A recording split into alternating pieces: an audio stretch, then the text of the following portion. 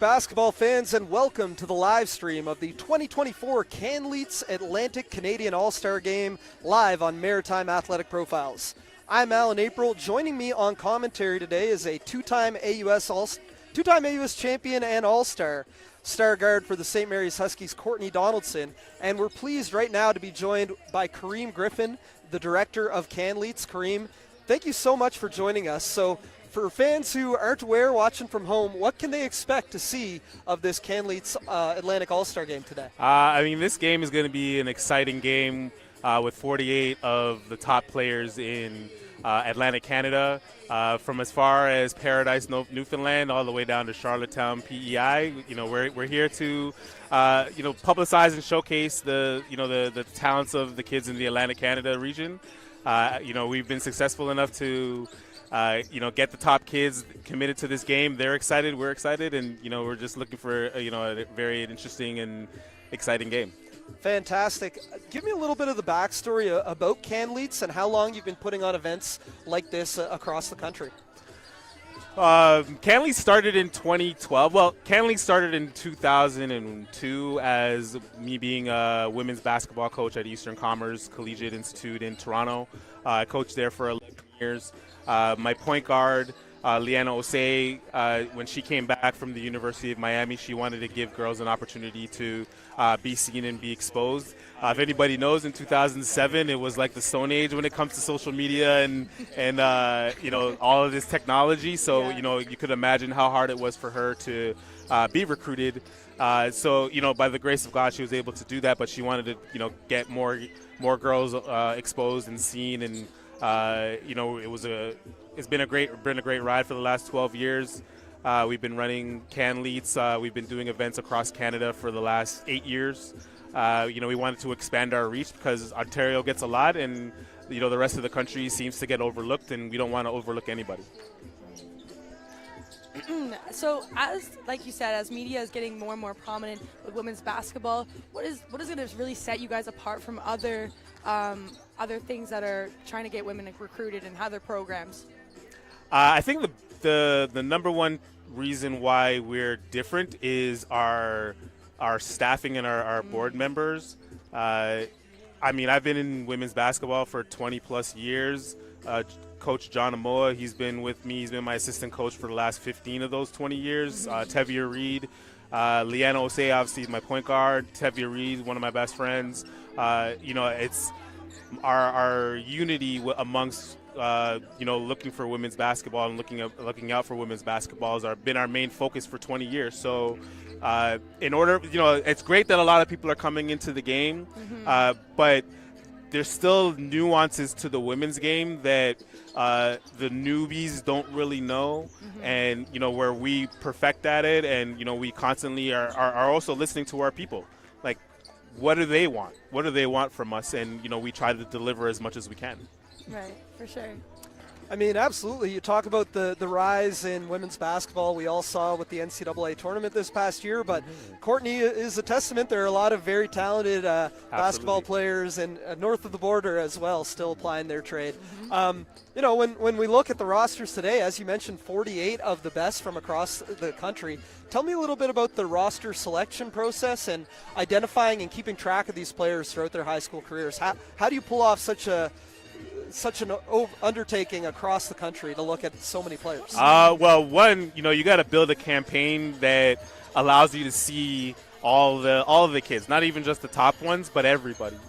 So with people like Tyler Deacon from Maritime Athletic Profiles, or She Plays YYC, Desiree Reiger from Alberta, or Gina from British Columbia. Like we have people set up in the different areas to help us with the kids who we don't necessarily know, and we select based on performance. We select based on what you've done over the year, what your team has done over the year, and then we make a big list. And from that big list, we choose, based on, again, what have you done? Where did you leave off record-wise? Any accolades or awards you may have received, during the course of the year, and then it's also availability. At the end of the day, not, we can't expect everybody to be sitting home waiting for the call. We're not the McDonald's All-American game yet, Yeah. but hopefully we're getting to that. But the response from the athletes when they got invited, it's definitely floored me through the moon. Everything that we've done in this campaign has been successfully done, from the Player of the Year to Atlantic All Award ceremony. Everything worked. 89,000 voters voted for the between Player of the Year, Defensive Player of the Year, Coach of the Year, Team of the Year. 89,000 votes in the Atlantic region. Wow. It says a lot about your area here in Atlantic Canada, and the love that they give when you give the love back. Absolutely. That's so great. I know you got a lot to do today, so we're going to let you go after one more question. Sure. What word of advice would you give to young girls coming up who might be watching this game, watching this stream, and want to get to this level next year? What should they do? Well, for one, we're always watching. That's going to be number one, especially now with how successful that this event has been thus far. We're definitely going to be watching, and we definitely got to be better at what we do and keep it moving and keep it moving forward and being more interactive with the athletes when it comes to these types of events, because we want to perfect them. For athletes that are aspiring to play in this game, you don't necessarily have to be a Canleets member to be in this game. And I think that's a misconception that some people are given, that you got to go to one of our camps or play in one of our tournaments. It has nothing to do with that. We're here trying to get the best athletes, not the best Canleets She Got Next athletes. We want whoever, if you don't play in anything that we do, we want you to at least play in something like this. No, for where sure. you can be, surrounded by, like-minded athletes. Right. Well, I remember coming up through my recruiting process, I just remember Toronto and Ontario just being that big powerhouse for exposure. And so it's great to see the eastern side of it getting more exposure, and hopefully the western side is coming up too. Yeah, with Ontario, I'm Toronto. I'm city. 416 is me. For sure. And I can say rightfully so that our market is very ignorant to the rest of the country in terms of talent. They're not totally ignorant where they don't think that the talent is here, but because it's not publicized in front of them, they just don't believe that it exists. Absolutely. There's great players everywhere. Yeah, so with us, we know that with this game, with these 48 athletes, that with who's watching in the broadcast and what they do performance-wise is going to help them in their journey moving forward in basketball. For sure. All right. Well, huge shout out to Kareem Griffin, one of the many guys who came together to make all this happen. A tremendous event. We'll be back in under 2 minutes. I just have one last thing to say. You got to give a shout out. I want to give a shout out to our founder, Leanna Osei. Her Absolutely. mom is being buried today. This is why she can't be here. Leanna, we love you. We miss you. We're here for you, and we even though this is going to be a hard day for you, we absolutely are here for you, and this event is going to be a true testament for it. Absolutely. Thoughts and prayers with Leanne Osei and her family. So we're going to be back in just 2 minutes with the Nova Scotia Provincial All-Star Game right here from the Canleets All-Atlantic Weekend. Stay tuned. We'll be right back. All right. That was good.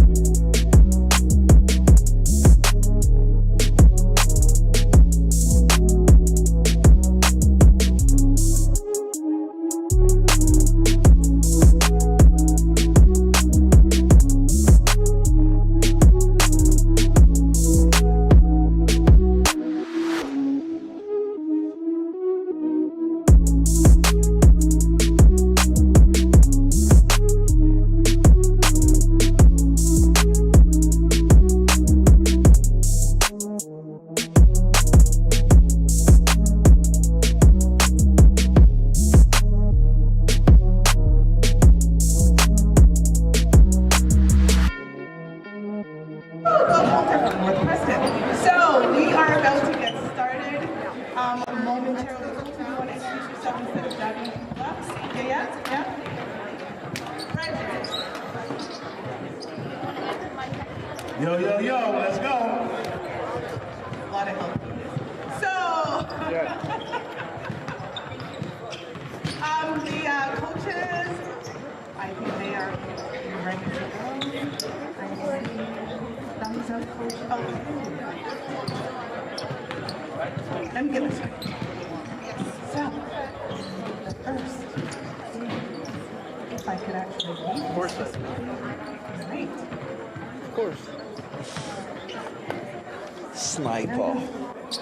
One will be Nova Scotia Provincial High School game.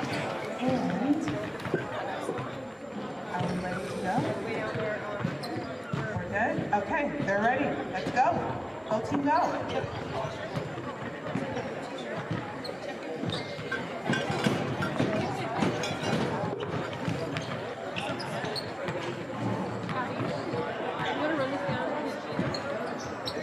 Okay, I don't have the list to introduce the team.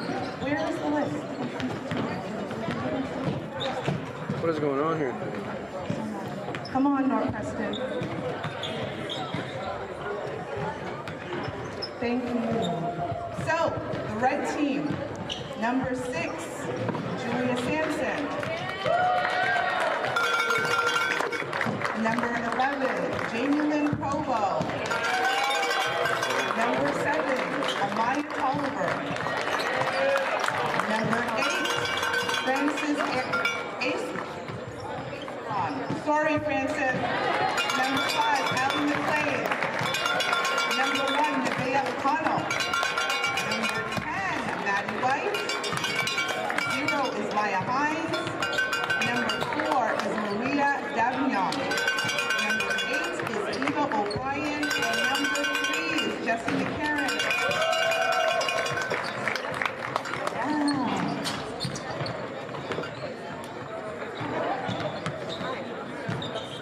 Now to the white team.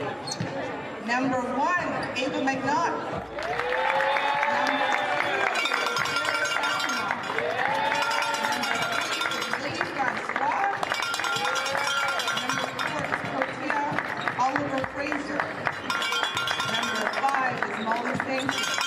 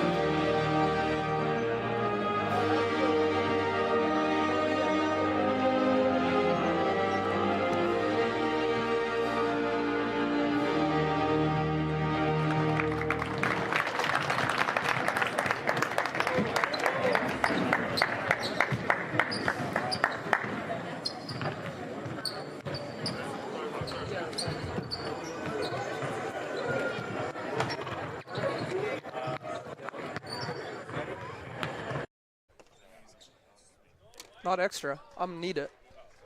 All right. Hello, basketball fans, and welcome to the live stream of the 2024 Canleets Atlantic All-Star Game. As we're getting ready for the tip-off here of the Nova Scotia Provincial game. Apologies, things are a bit scrambled, but we're about ready to go as I get a thumbs up from official Janice King. So it is Team Dalhousie in red that wins the opening tip. This is Jamie Lynn Provo, and a little miscommunication off the bat as Allie McLean unable to catch the pass. Once again, Alan April here on play-by-play, joined by Courtney Donaldson, former St. Mary's Husky, just finished up a fantastic U Sports career. Thank you. Happy to be here. And Courtney, I mean, it's an all-star game. We're expecting to see some theatrics, all these players. Yep, and some physicality. Quite a few are uncommitted or underclassmen, so attempting to show what they have and prepare for the next level or their next season heading in sure. to high school. Good opportunity to get lots of exposure. That's a great take. That's Allie McLean out of Halifax West High, who is fouled on the drive, and she'll head to the free throw line to shoot a pair. McLean was named a Canleets third-team All-Atlantic member this week. Is ranked number 38 in the class of 2025, the 5'8" guard out of Halifax West High School. And I know you're a bit familiar with her high school coach, Trevor Walter, and the program they're building at Halifax West. I am. Yeah, so they have a great program coming out there, and you can see she's an athlete. Her mother played for the UPI Panthers, and her dad played hockey, so it runs in the family to be an athlete for sure. Some awesome stuff there as we have a shot here from Lily Francois. And Francois hits the three. Lily Francois is committed to the Cape Breton University Capers, will show play for Fabian McKenzie in the AUS. I love Lily's compete level. She's one of my favorite players out here. One and done there for Team Dalhousie, and it's Team St. Mary's coming the other way, but stepping out of bounds is Molly Sancton. And Dalhousie will take over, trailing 3-2. Bringing the ball up the court here is Allie McLean. McLean, one of several players of the Halifax West Warriors that will be featuring throughout today's doubleheader. In tight there was, number 10, Maddie White, unable to finish. And that's Maya Hines putting up the three, no good. Rebound tracked in by McLean. She's doing a little bit of everything right now, looking to get downhill, spinning into the lane, and just misses with the left. But as you said, nice move getting downhill, showing that athleticism. Molly Sancton, one of the younger players in this game, coming the other way, and she is fouled. And we'll head to the line to shoot two. I mean, your impressions of the pace of the opening moments here, you get another look here at the take by Sancton that earned her this trip to the line. Great, she kept her head up, saw the Euro coming in, and hit it. Got to the line for contact.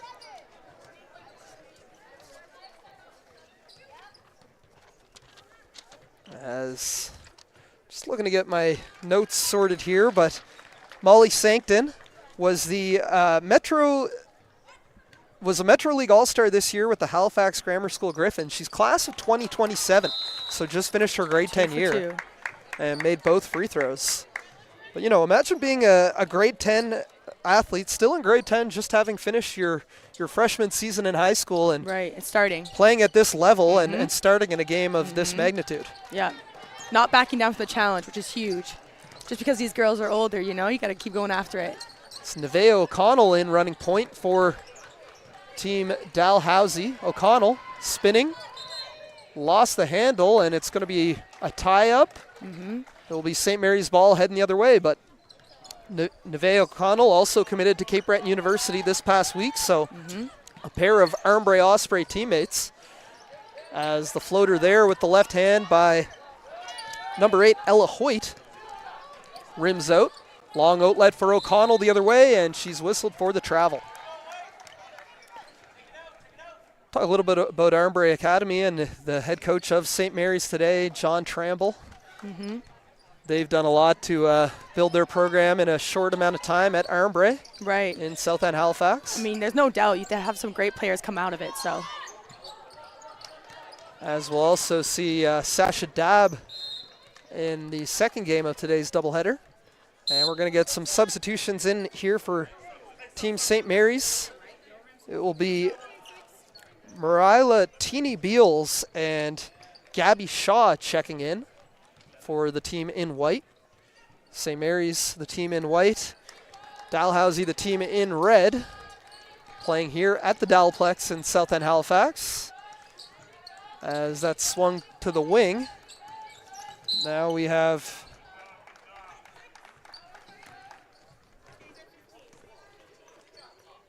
a shot clock reset.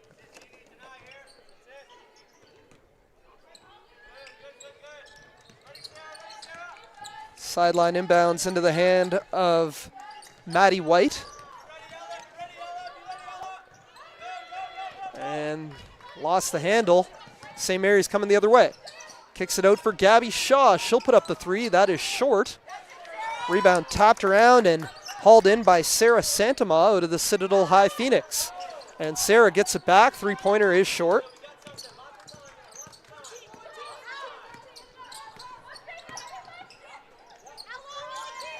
Three ball there, knocked down by number 8, Ella Hoyt.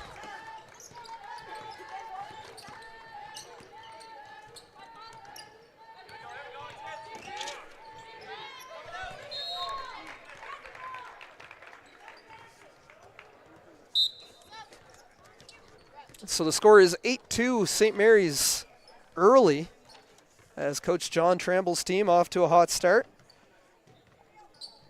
Checking in now for the red team is number 9, not on the roster, as that's swung to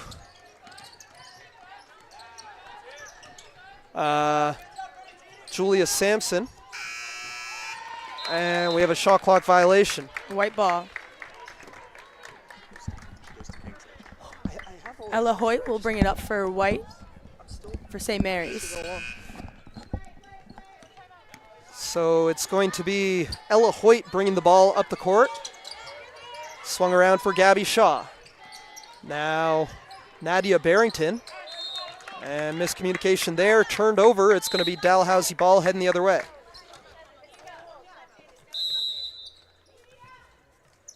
As we're going to get a timeout here, and we will head to a commercial break as I try to get these rosters solidified. We'll be right back. You're watching live coverage of the 2024 Canleets All-Atlantic game on Maritime Athletic Profiles. We'll be right back.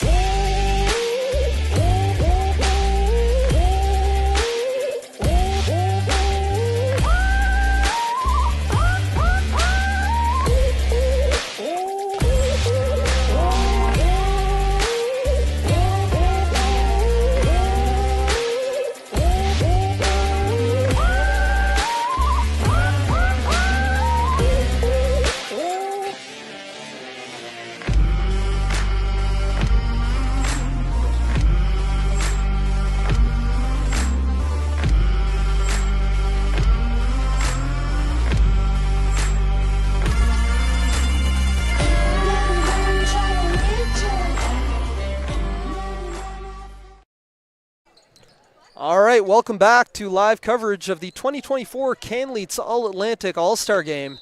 It's the Nova Scotia Provincial game, the first of a doubleheader today, and Alan April here with Courtney Donaldson. It's Team St. Mary's in white with an early 8-2 lead. And down low there is Frances Assaron of King's Edgehill School, misses. Gabby Shaw pushing the pace the other way. She drops it off for Sarah Santama of the Citadel High Phoenix. Good Nice pass down low. As I believe that is Jada Awalt, the lefty on the turnaround, unable to hit. And it will be red ball coming the other way.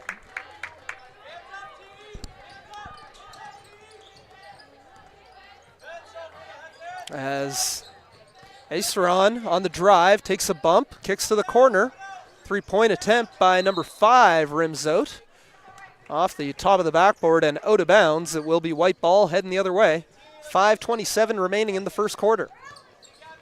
This is Teeny Beals out of Auburn drive high. Defender hits the deck.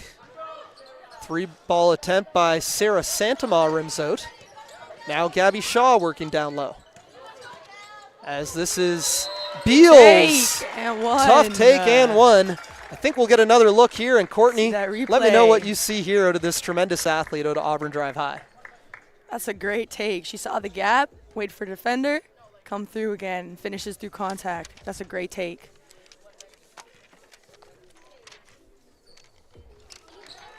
And gets the 3rd point. As coming the other way here is Allie McLean, and fouled is Eva O'Brien, and she'll head to the line to shoot 2. So after Teeny Beals hits the and 1, she's up to 3 points. I'm also attempting to keep score here, and it will be Eva O'Brien on the free throw line to shoot 2. The lefty knocks down the first. O'Brien. I can't find her biographical O'Brien right info here. If you've So got she's it, a 5'11" forward out of Horton High School. So she's a provincial championship champion coming to play today. as St. Mary's, this is Shaw. Swings it out wide for Awalt. Now Santama driving left, kicks it back out for Good shot. Awalt. She'll put up the 3. No. Topped around, back into the hands of Shaw. Santama leaves it for Beals, spinning. Looks like Team Red's in a zone defense here. That'll give up the 3-point attempt, but the long rebound into the hands of Team Dalhousie. And pushing the other way is Great finish. number Great 6. finish. I believe that is Julia Sampson. Up and in for the guard out of Ecole Sommet. Good board by Ali. Allie McLean with the rebound, and she'll push the other way. McLean, that is deflected out.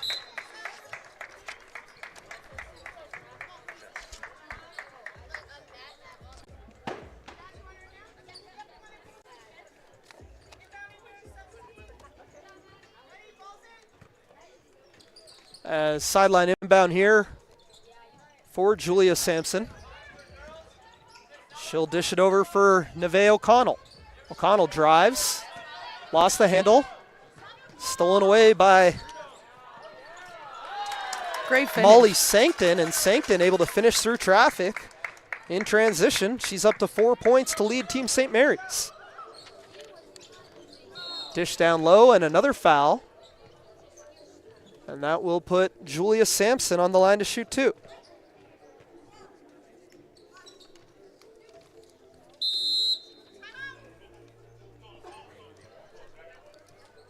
And we're going to get a timeout here, as I'm not sure if we have any replays to see here. We're going to take a look at some replays. Courtney, For sure. all you. Tell me what you see here, and talk to me a little bit about the pace of this game opening up. Absolutely. So it's a little fast. When the pace is for sure picking up. It's a great take by Beals right there. See a little bit of space, and she manages to get through. They're pushing the ball in transition. They're looking for those layups in transition. So defense needs to stop the ball a little bit earlier. And I'm looking to see, I think those coaches are making that adjustment right now in that timeout. Okay, there we go. So, I'm going to give you both a chance to win a prize. Excellent stuff. As Seconds each to make as many free a lot of good things going on here. No, for sure. seconds each to make as many free throws as We have some excellent coaching staffs. The ball's right there. Perfect. Jasmine Kane, a former St. Mary's Husky, coaching Team Dalhousie, and John Tramble coaching St. Mary's. And, a lot of talk about the rise of the popularity of women's basketball in recent months. You look here, we've got the favorite players of most of these players, and You see a lot of Caitlin Clark Angel and Paige Reese, Beckers and Juju Watkins. Uh-huh. Take a look at Lily Francois' favorite player if you can find her on Team St. Mary's. Really Francois. Oh my goodness, no way. She said Courtney Donaldson. Oh my gosh, I love that. So- Honestly, I saw earlier, I saw Lizzie Beals and I saw Oh, Haley yeah. McDonald Yep. as well. So, So, great to see some AUS players and as for favorite players. Absolutely, a lot of Shout out to Lily. Inspiration. I appreciate you. for the next generation. You never know who's out there watching. 30 seconds starting. So we have some 5, 4, 3, 2, 1. fun games during intermission. But no, it's so great to see everything Canleats is doing to promote girls basketball and help get these athletes some well-deserved exposure. Oh, for sure. I mean, as a player who went through the recruiting process, albeit a few years ago, Yeah. but a couple what was that like, and how would something like this have helped you in that process? Oh my gosh, that would have been so helpful. Like I mentioned earlier in the interview, Toronto and Ontario has just been that big powerhouse for exposure. And if you weren't necessarily going to prep school, or if you were not from Ontario, you weren't getting a ton of exposure. So to have like these games like this to promote this and get college coaches watching and have that's huge. Absolutely. And I think the rise of media is so big as well for providing that exposure for young women. To not only play in Canada, but to play in the States as well and get that full ride opportunity, because in Canada, obviously, you only cover scholarship and whatnot for school, really. So we've got Julia Sampson on the free throw line, and she misses the first. Sampson scored 1,000 points this season at Wow. École Sommet. She was the Wow. Halifax Metro Division II most valuable player, coached by her father, Craig, who played at Mount St. Vincent University, where he was a All-Canadian in the 90s. And we asked these players their goals. Julia says her goal is to play right here on the Dalhousie basketball team and study science, either biology or psychology. Okay. As we're going to get another timeout right away. So, you know what? Can we take a commercial break this time, Producer Dylan? We're going to take a quick commercial break. We'll Quick be right commercial back. break. You're watching live coverage of the 2024 Canleats All-Atlantic game.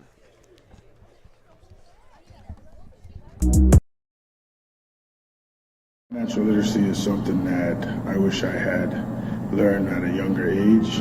50 for free. It's a program to teach young people at a young age so that they learn these things moving forward in their life before it's too late and they make the mistakes. Just growing up, basketball is a huge piece of our culture. Every culture has a different sport. Our sport happens to be basketball. When you think about Lindell Wigington coming out of North Preston and Denisha Provo, people from East Preston, North Preston, Cherry Brook, Halifax, Dartmouth, Caledonia. Excellent. Welcome back. We'll show you that full commercial coming up here, as we got quite a few timeouts in the first quarter, showing these coaches are taking it seriously. Oh, for sure. Inbound there for Neve O'Connell. Little up and under, There no you go. good, but on the glass is number 4, Maria Davignon for 2. And that cuts the lead to 13-8 with 3:22 remaining in the first quarter. And there's a steal by Maria Davignon. Her brother Gabe currently playing for the Acadia Axemen. He's a shooter. As Sampson doing work on the offensive glass. A lot of contact, no whistle. And it's rebounded away by, I believe that is Sancton. Or no, sorry. That's Maya Hines. She'll drop it off for Jada Awalt. And the lefty unable to knock down the 12-foot baseline jumper. Now coming the other way is Allie McLean.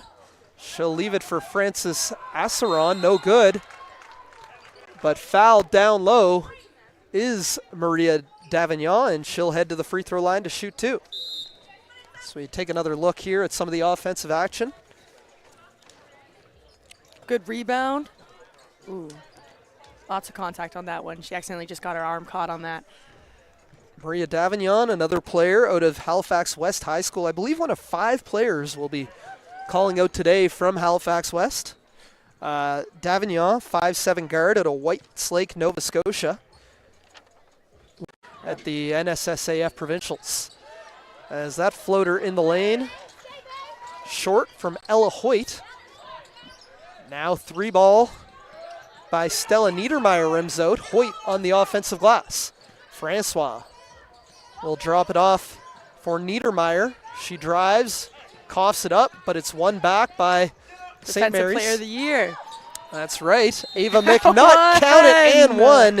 Ava McNutt won, and this is a player you've worked with and seen Yes, play. What do you I like have. about Ava McNutt? I'm a fan. I love defense. Okay, you can't ever go wrong, but with a player that loves to get in a stance and really stop the ball for her team. So I'm a huge fan of her game and the hustle she plays with for sure. McNutt misses the free Ooh, throw, and a what big block. block there Big block. from Jamie Lynn Provo.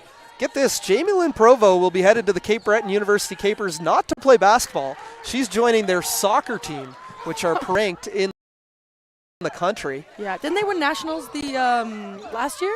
They have year won before? nationals in recent years. Another block by Provo. And Jamie Lynn Provo doing some great work on the defensive end. The 5'10" forward out of Auburn Drive High.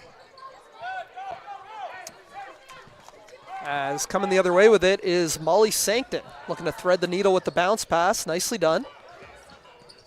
Now McNutt on the drive, and she's going to get right back to the free throw line to shoot two more. That's a tough take. That's a tough take to go against somebody who just blocked two big shots and to keep going at her and get that foul call.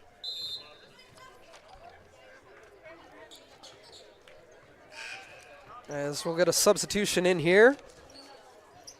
You can see. It's like number 5, Nadia Barrington, checked in for St. Mary's, and we're going to get how many timeouts do these coaches have per quarter? Like you said. All right, 2, plus we have 2 media timeouts. Yeah. Like you said, they're taking this game seriously. They're taking this game seriously. I have to tell Coach JT I got dinner reservations. I'm not sure you're going to be making them with all these ones. No, I know, but no, a fun pace to this game so far. Yeah. Yeah, we've got 2 media timeouts, but we've also had a couple coaches' timeouts. Oh, okay.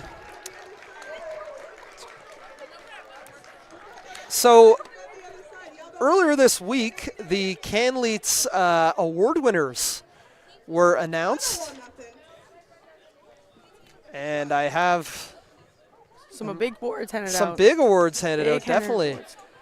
And that Halifax West team that we've alluded to were the big We're winners quite- of the weekend. They sure were with Player of the Year. Atlantic Canadian Player of the Year, Olivia Logan. We'll see her coming up in the All-Atlantic game. Ava McNutt, who we've been impressed with thus far in the first half. She was the All-Atlantic Defensive Player of the Year. Coach Bree Vallis of Gonzaga High School in Newfoundland was the Coach of the Year. And Gonzaga secured the team award, the Vikings. And then we have quite a few All-Atlantic All-Stars that we'll be seeing throughout today's games as well. So a lot of star power. Shout out to Canleets for giving these players their well-deserved recognition.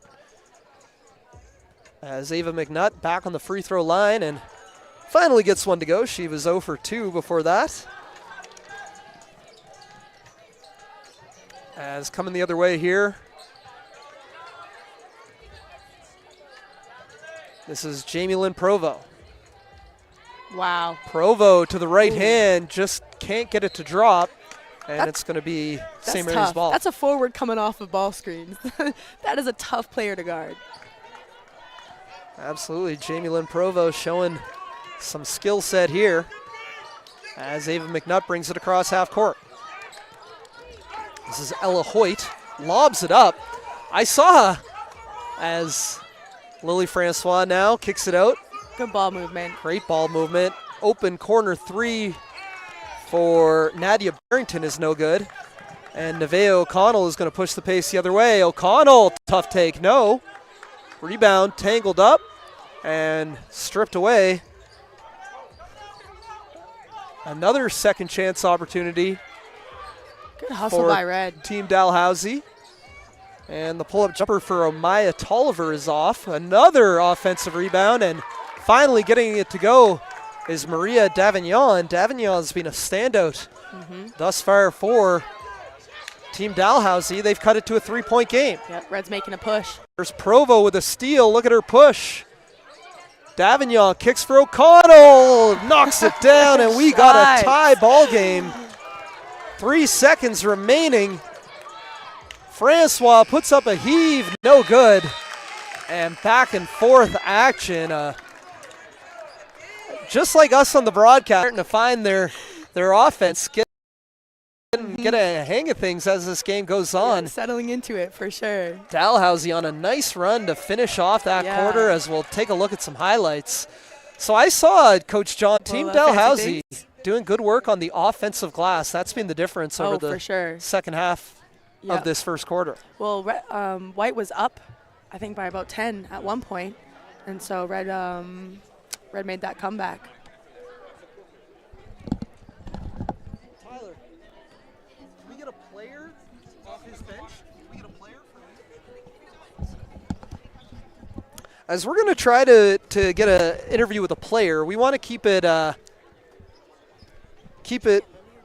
someone who isn't starting the second quarter. We want to, no, we'll take who we can get. And we've got Sophia Das. Yeah, come Sophia, jump on. Das or Dawes? Pardon? Das or Dawes? Das. Das, okay. Here you go. Sitting down or standing up? Stand up, Sophia. I'm standing up. All right. Great, okay. Join here quickly because she's got a game to play by Sophia Das of Team St. Mary's. Your thoughts on the first quarter? What's kind of the game plan coming into this game? I think we just kind of need to box out. I think we're getting out-rebounded, and I think if we all just hit our girls, then we'll have a better chance at coming back. It's 0-0 coming into this next quarter, so I think it's anybody's game. And we're just trying to look to push the pace and give all our hustle. For sure. Yeah.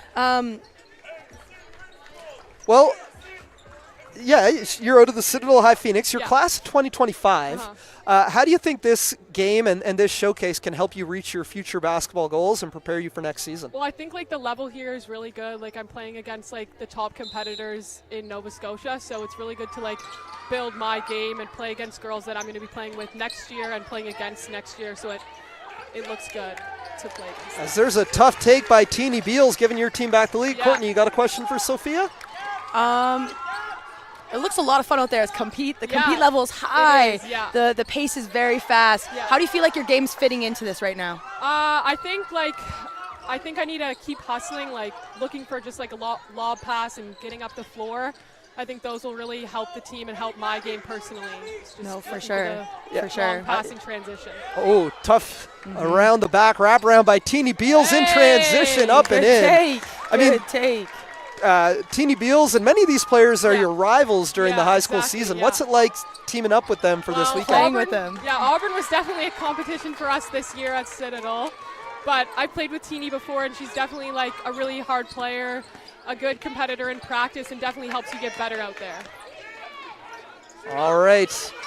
At the next whistle, we'll let you get back to your bench. Hopefully you check into the game. And well, I saw you in practice working on an alley-oop drill. Yeah, that's something you're expecting. You're calling for that lob pass. A highlight reel for sure.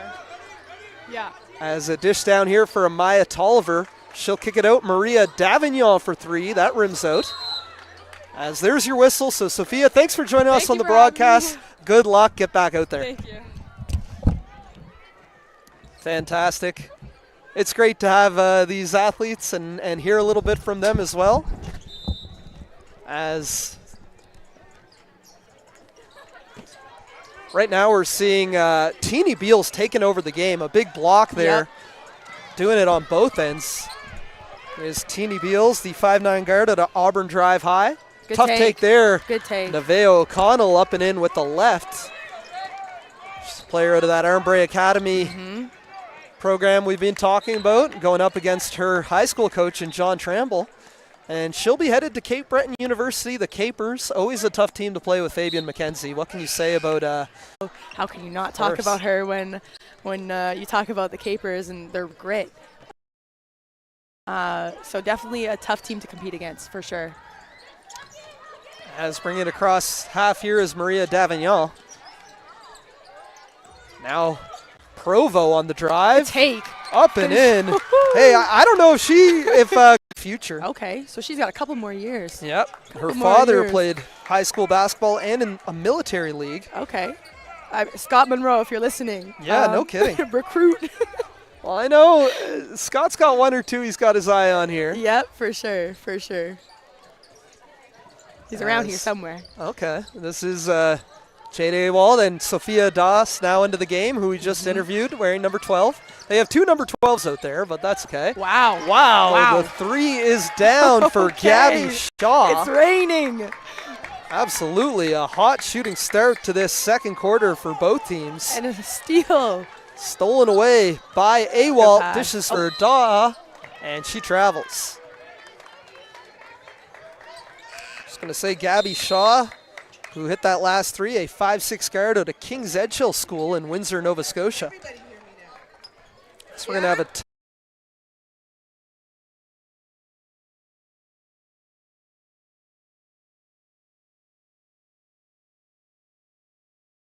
Junior high, we have Kennedy, Churchill area, and we have Relika. These are all areas that have a black population that are very close to this campus. Financial literacy is a big difference in creating generational wealth within your family.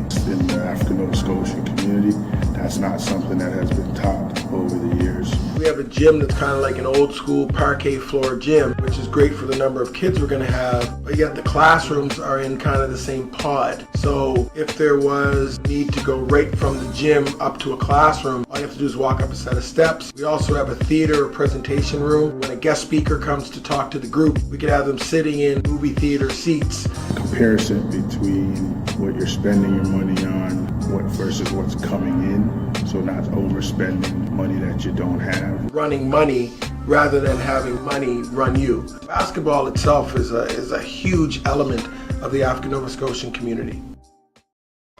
And we're back to live action here. 2024 Canleets All-Atlantic game. And it is Team St. Mary's holding on a slim lead, 29-24, with 6:40 remaining in the second quarter. And there's another steal by Gabby Shaw. And the story of this second quarter has been Gabby Shaw, Teeny Beals, and Jada Awalt really turning up the pressure offensively and defensively for Team St. Mary's. No, for sure. As Shaw misses a three, but we're going to get a second chance opportunity here for St. Mary's. Sideline inbound for Molly Sancton.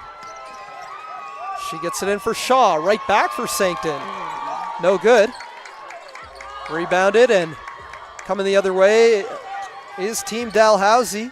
It's Frances Aceron, and dishes it down low for Julia Sampson, who is fouled. Will head to the line to shoot two.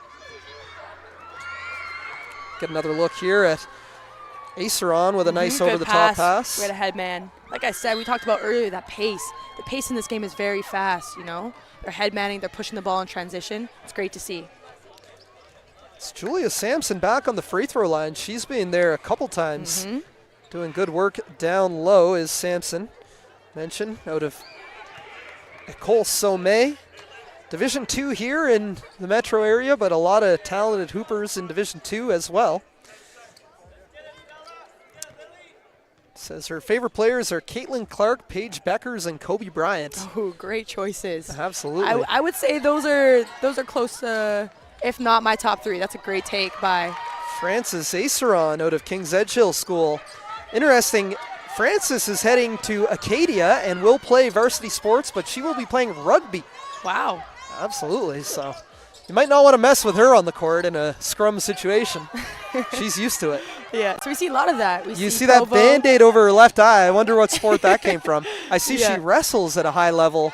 Was the Nova Scotia Provincial Wrestling Champion at King's Edgehill as well. Was Frances Aceron.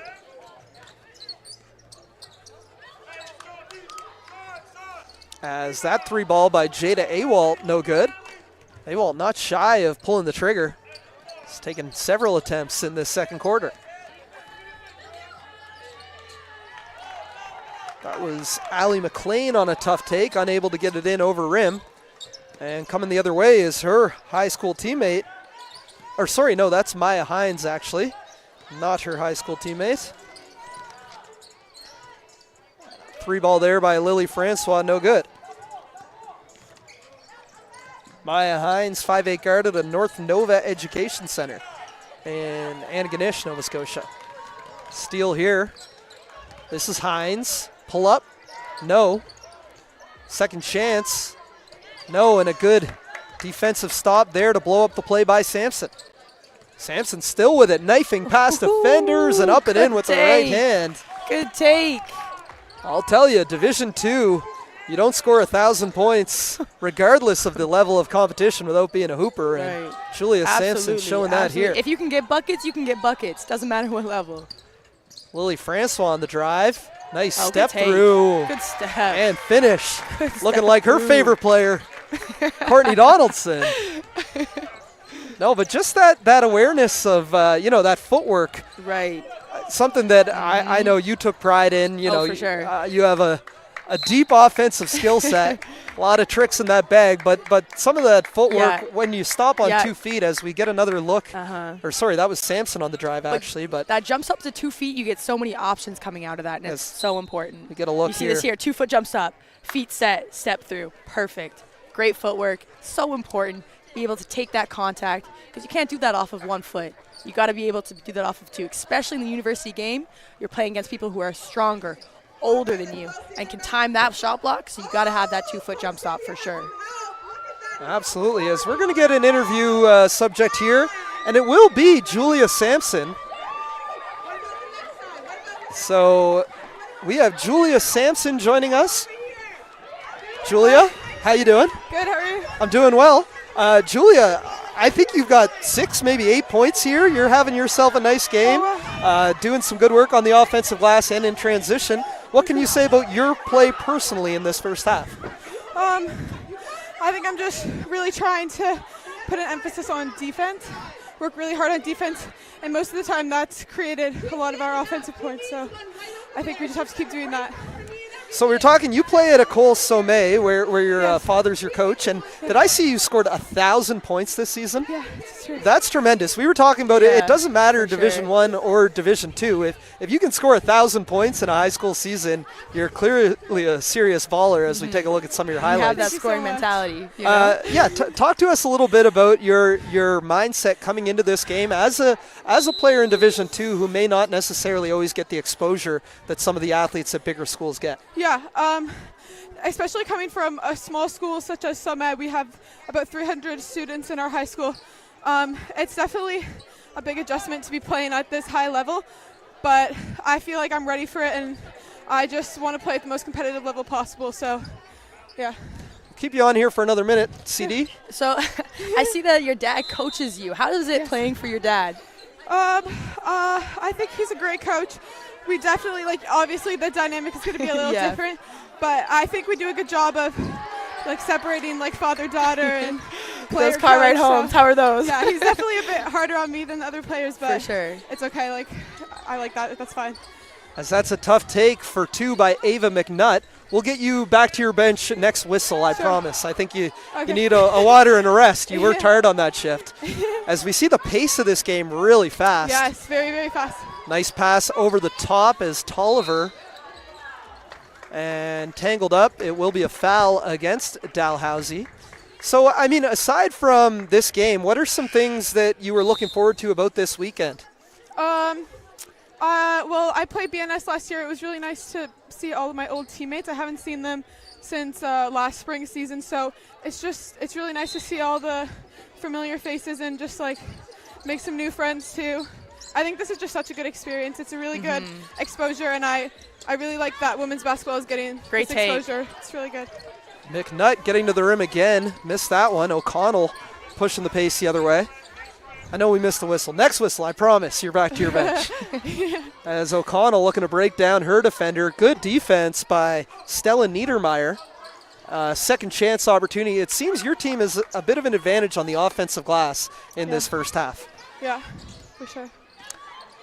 We've seen, you've gotten some baskets in transition, some baskets on second chance opportunities. For those who haven't seen you play before, how do you describe your game, and what are some of your strengths? I would say I'm pretty good at like reading the floor, knowing what's going on, and like making my decisions based off of how I read the defense. I would say that's one of my strengths, and just trying to create shots for myself and my teammates. And I would say you're also really good at getting to the line. So what is your mentality to do that? Like, you're just being aggressive, trying to find that contact? Yeah, you just go straight into the net. Like, Go don't let downhill. anybody stop you, and For you'll sure. get the call. Like, Absolutely. I mean, most of the time. Absolutely. As Lily Francois with a tough step through, and Team St. Mary's has opened up a 7-point lead here. It's been a back and forth affair. Wow. Oh, good move. Whirling dervish. Allie McLean in the lane.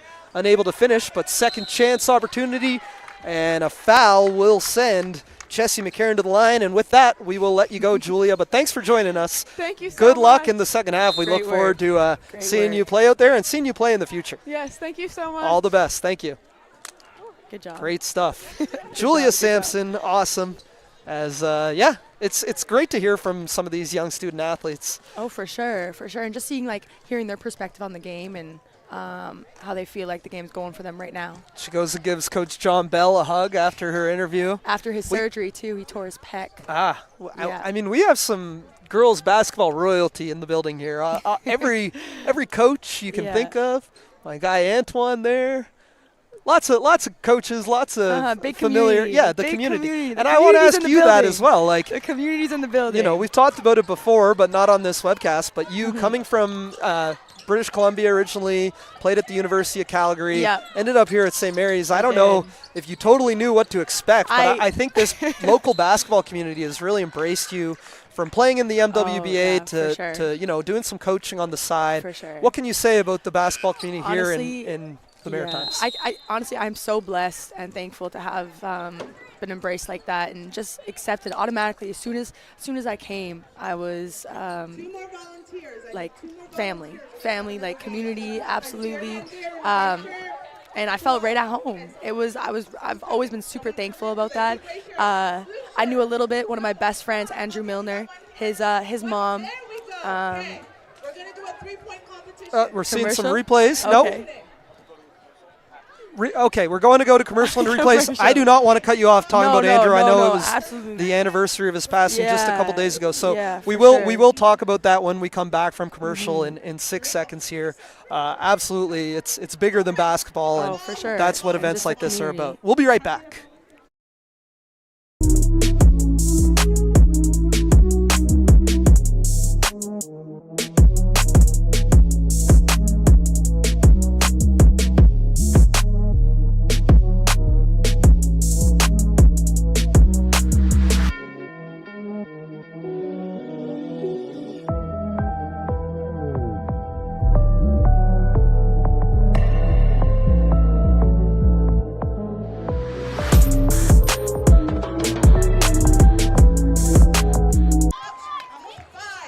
And we're back, live coverage of the 2024 Canleets All-Atlantic game. Game one of a doubleheader. It's the Nova Scotia Provincial All-Star game, and St. Mary's leads Dalhousie 35-29 in what's been an exciting first half. I do want to allow you to finish that point about Andrew Milner and his legacy for sure. on you personally and the local For basketball sure. scene. Not only local, Yeah. from Calgary to Halifax to Ross, St. New Brunswick, and everywhere in between. Oh, for sure. So I met Andrew out in Calgary, and he was my best friend right away. But he was originally from here, and so knowing his mom and everything was a big part of why I chose to come out to Halifax. And so honestly, I thank him for a big part of like why I feel so at home here and whatnot. So like I said, the basketball community is big, but it's very small. Very, very small, and I'm very thankful to be part of it. Absolutely, Andrew and his whole family, his mom Ellen, father Billy, Sophie and Jack, his siblings. Sophie tearing it up at Nipissing now. Oh, she's doing fantastic. I had the opportunity to play against her in her preseason. Yeah. So that was a really, really cool Got the dub, but experience. she had a nice game. Yes, she had a very nice game. I think she had like 15 and 20 on us. And you know, in our next game coming up, we will see some athletes out of Ross St. Netherwood School, where Andrew played high school basketball. But they've really done a good job to bring their girls team to a high level in recent years as well. Yeah, for sure. Well, their men's program has always been very strong, I think, and it's nice to see that their women's program is picking up more. It's back to action here. Nevaeh O'Connell misses 1-3, gets it back and knocks it down. Don't make the mistake of letting her get two open looks. No. As She Nevaeh doesn't miss O'Connell twice. hits the triple and cuts it to a 3-point game. And with the steal there is Allie McLean. The Halifax West defense. Pushing the pace. Nice play by Jessie McCarron. The pass fake and finish. Jessie McCarron, I believe she is out of North Nova Education Center again. And there's a steal and score from McCarron. I'm just looking for my bio on Jessie McCarron, but she's having an excellent game here. Just 40 seconds remaining, and she's given Team Dalhousie their first lead of the day. Coming the other way, it's McLean. She's fouled, and we'll head to the line to shoot two.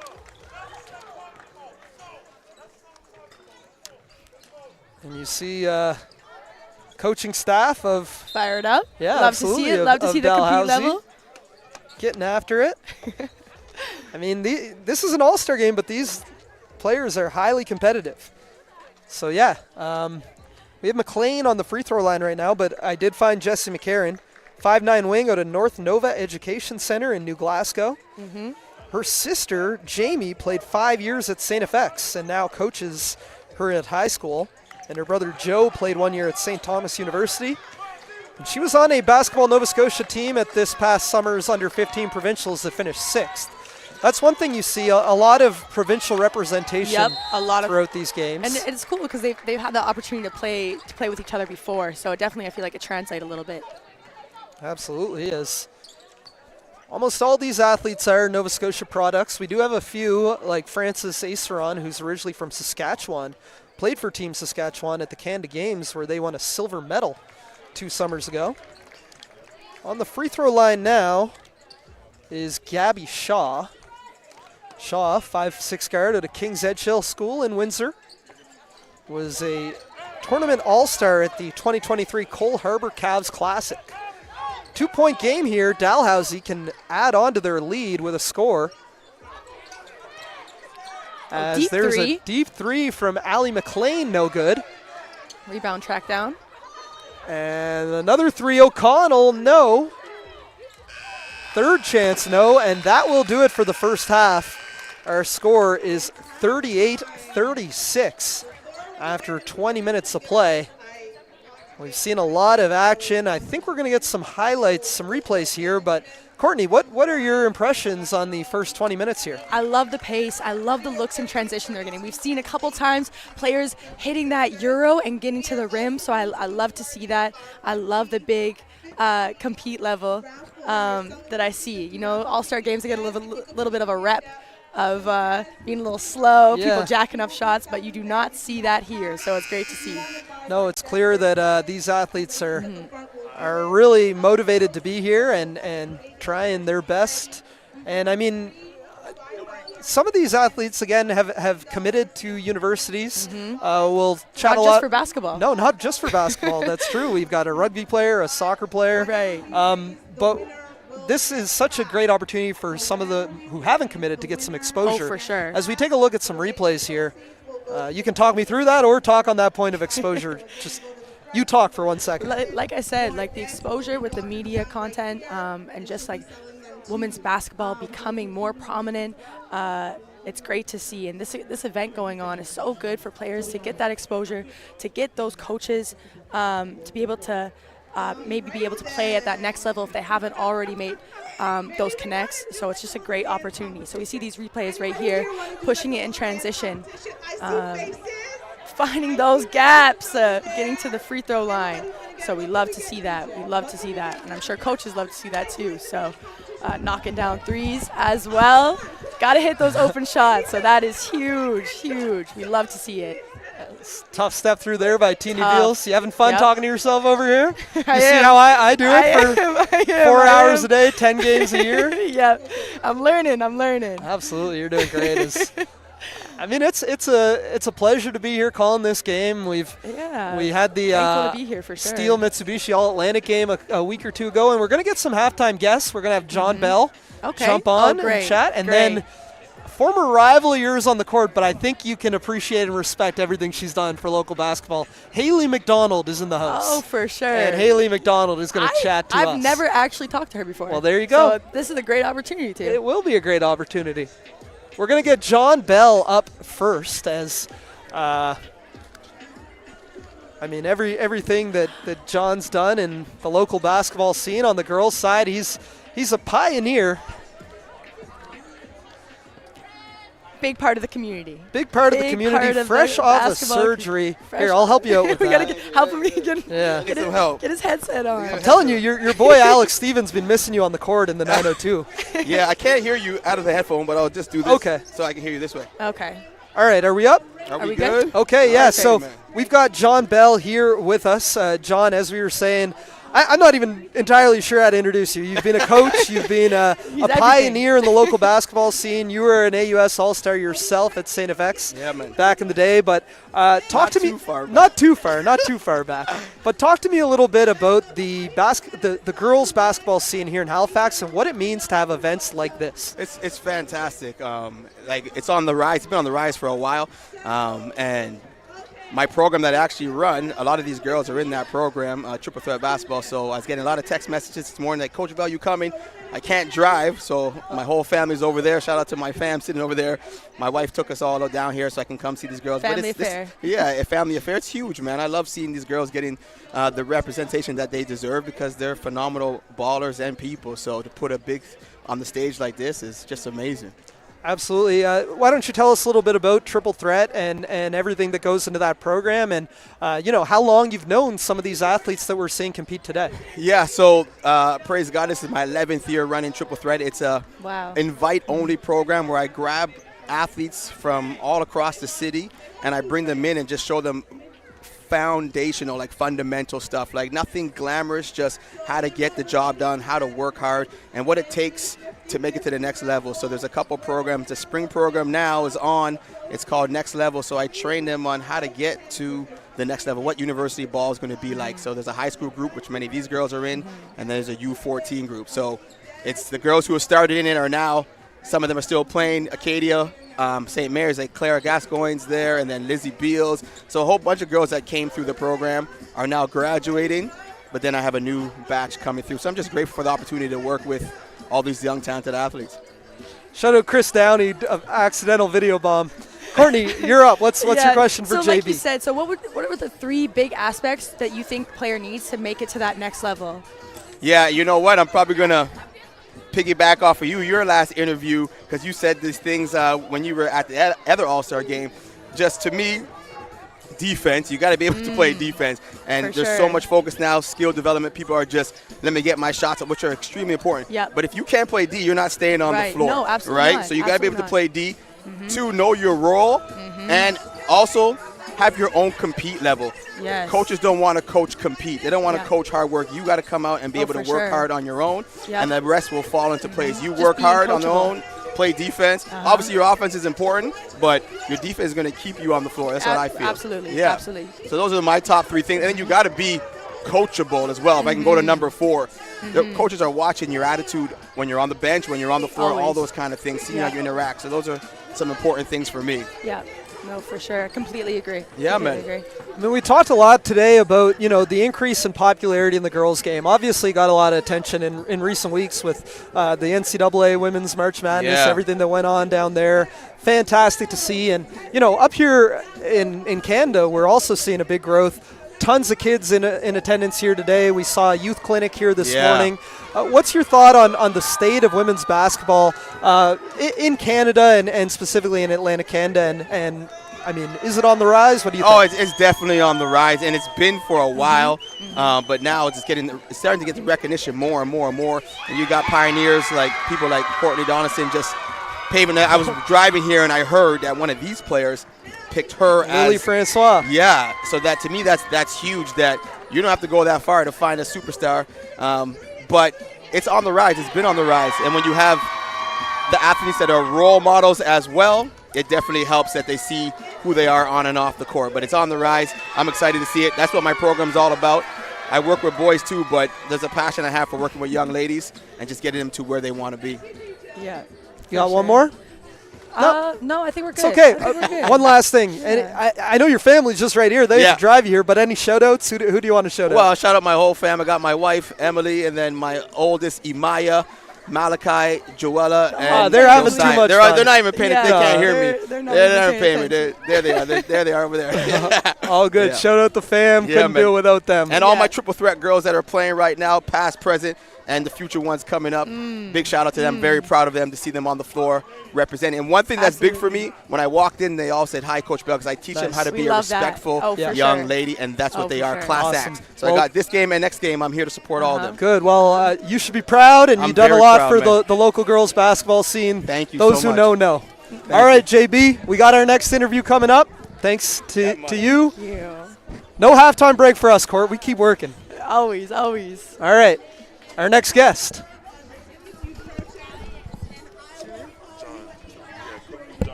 John? I'm Courtney. All right. I'm good.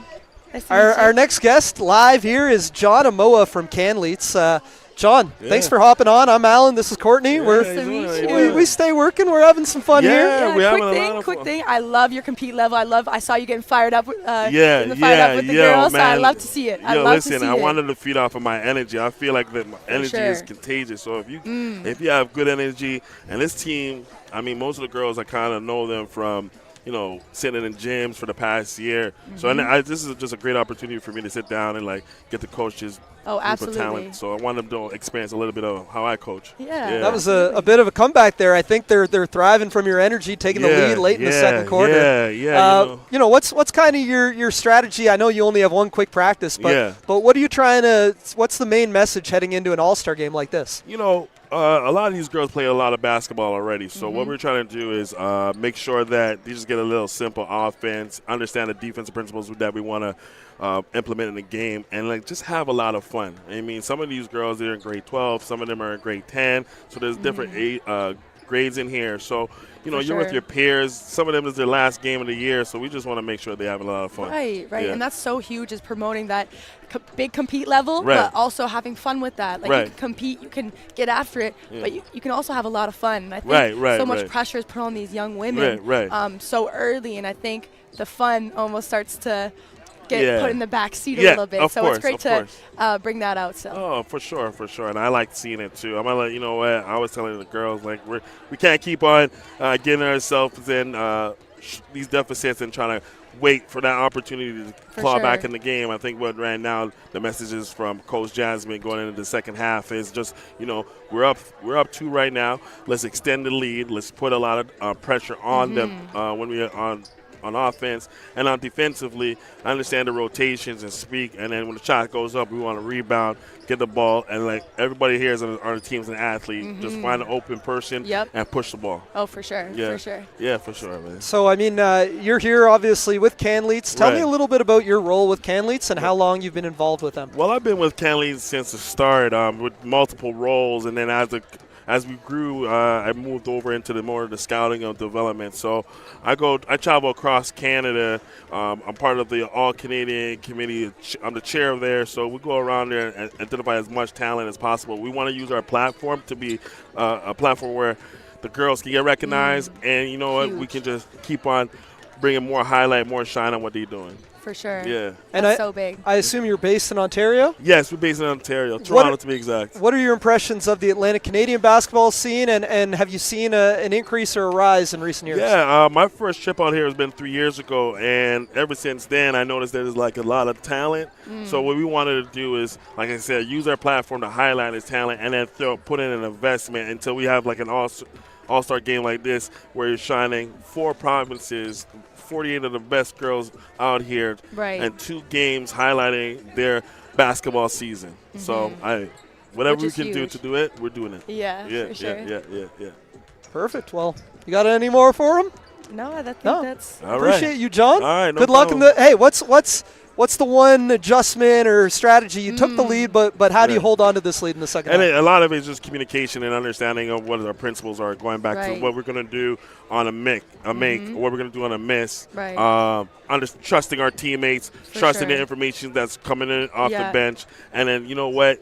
At that point in time, again, I strongly believe what we're doing, we're going to end up winning this game. So yeah, for sure. So, yeah. And it's tough because you get all these players from different teams coming together. Right. So I feel like miscommunication, it's going to happen. It's Right, gonna, and you right. just got to keep pushing through keep that for pushing sure. through it. Keep on telling them to believe. The biggest speech right now is to believe. You got to believe. Absolutely. If you don't believe it, you can't see it. So it For starts sure. from believing it. Yeah. Yeah. Starts with that. For It starts sure. with that. 100%. Yes. Some great advice from John Amoa. From Yeah. one John coach to another, we're going to keep it moving. Yeah, keep it. We're John- bringing in JT I- Tramble. I think there's another.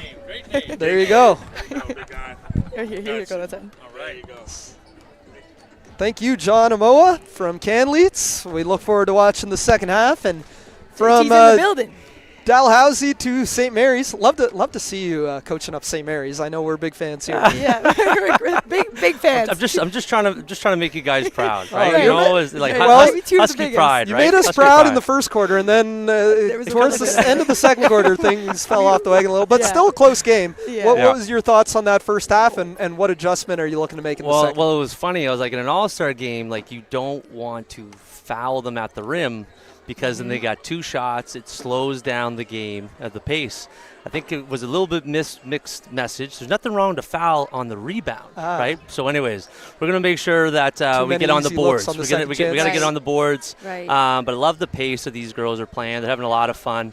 Yeah, it's just great to get a chance to coach them. They're on at different high schools and stuff, and get to know the leaders on their teams and stuff. So it's been great. So how do you feel like managing all these different players coming from these different schools? How do you get them to play together, play as a team, to stay on the same page? Yeah, I literally they're representing Nova Scotia, right? So it's just like, hey, we're here. We really want to put a good product on the floor and show what Nova Scotia is all about.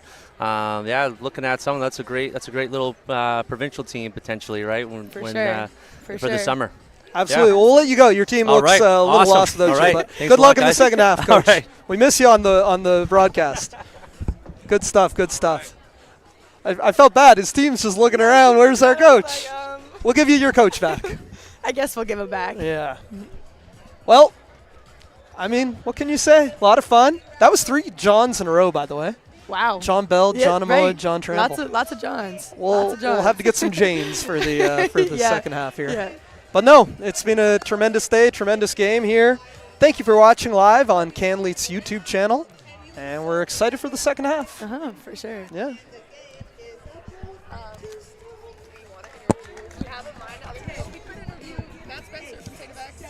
Possibly. Let's try to get some women and girls.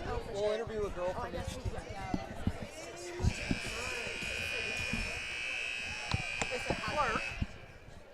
Find us some water bottles. That would be fantastic. So don't just have to.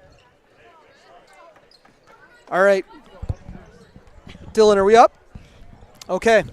As we get set to begin the third quarter here. This is so set to begin the third quarter. Let's see if I can read off starting lineups. For Team Dalhousie, you have number 1, Neve O'Connell, number 7, Amaya Tolliver, number 11, Jamie Lynn Provo, and number 10, Maddie White, and number 5, Allie McLean. And for Team St. Mary's in white, we have number 11, Stella Niedermeyer, number 12, Jada Awalt, number 5, Molly Sancton, number 4, Maya Hines, and number 2, Sarah Santama. No, number 8, Ella Hoyt. There we go. It took a little while in the first quarter, but we're all set. I got the rosters down now. We're settled in, and we're good to go. As this is Maddie White, she'll kick it to the top for Amaya Tolliver, another Armbre Academy product. Back for White. Ooh, good step back. Ooh, short. And White's jumper no good. Rebounded by her high school teammate, Ella Hoyt. As we have an official from Janice King. And we're going to get a sideline inbound here. It will be Stella Niedermeyer to trigger the inbound. And in this game, oh, there's trouble.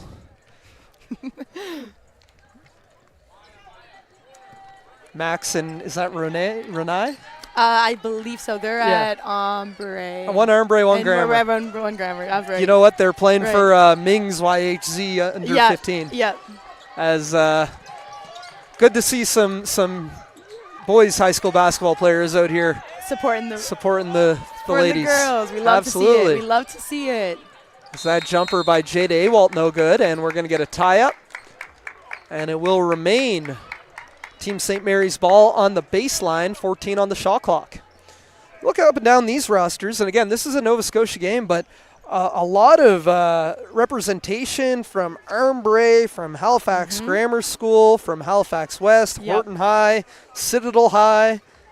I mean, it's great to see some of the powerhouse programs of the province, but also you see some King's Edgehill, some Auburn, some North Nova, Sommet.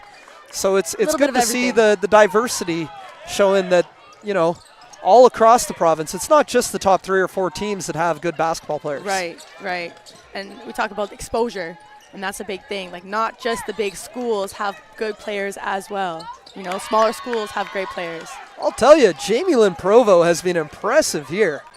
The future Caper soccer player is lighting it up on the basketball court today, as she did for the Auburn Drive Eagles previously in high school.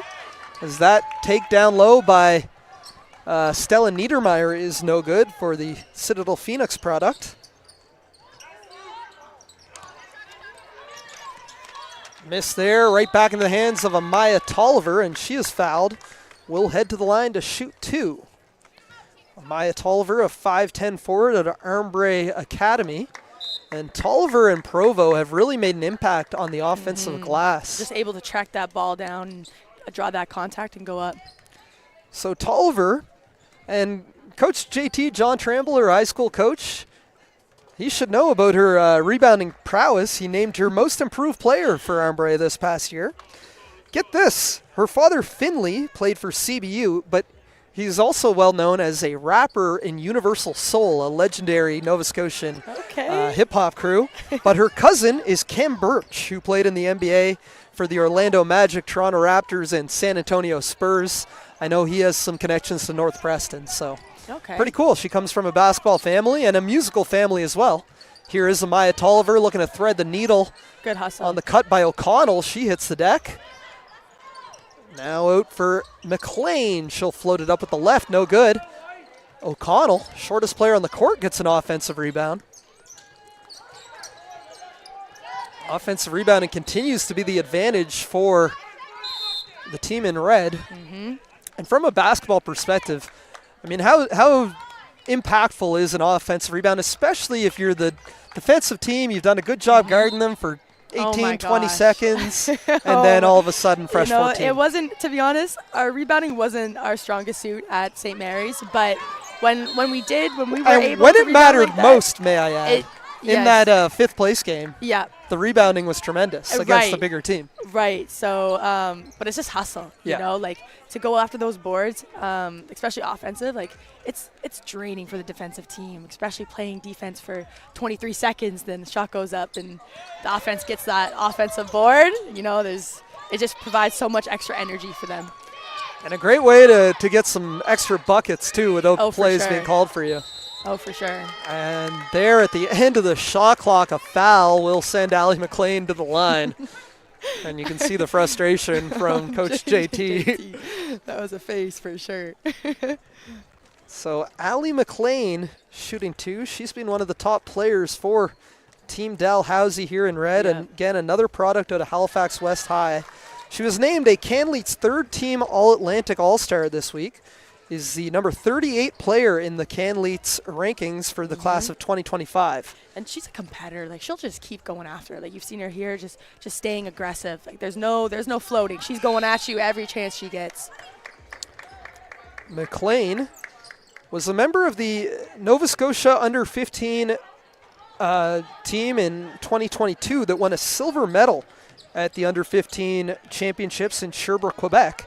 She led that team in three-pointers made, three-point percentage, free throws, and was 5th in scoring. And I love how it says her favorite players. 2 of her favorite players are Haley McDonald and Jada Vino. Yep. So I love to see it. Some local basketball players, local stars. I think she's an Acadia fan, or maybe UNB. We know Jada finished her career there. It's looking like more of an Acadia fan. And, of course, in our next game coming up, we will have some more players who have committed. We have quite a few underclassmen, and players who have committed to other AUS schools for other sports Yep. in this game. But in case you're wondering, many of these players are uncommitted or underclass. So if you're a coach out there interested in recruiting any of these athletes, they've definitely showed something today. As O'Connell for three knocks it down. Another one. And we're up to a 10-point lead for Dalhousie. It's been all Dalhousie to begin this second half. As Teeny Beals spinning. Wow, tough up and under. Lots of contact, no whistle. Numbers for Dalhousie as Jamie Lynn Provo pushes the pace. She'll head to the line to shoot too. As the free throws are mounting up here for Team Dalhousie. Foul will go against Teeny Beals. Just off that kick out, off that replay, hits three. Great shot. And there is Provo getting downhill into the lane.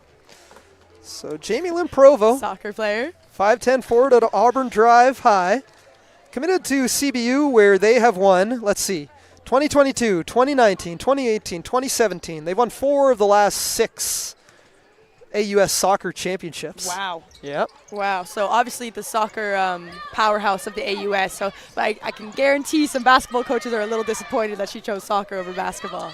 O'Connell with the steal and dish. Amaya Tolliver lays it up and in. And it is all Dalhousie to begin this third quarter. Long outlet there. Sarah Santama, step back jumper, knocks it down.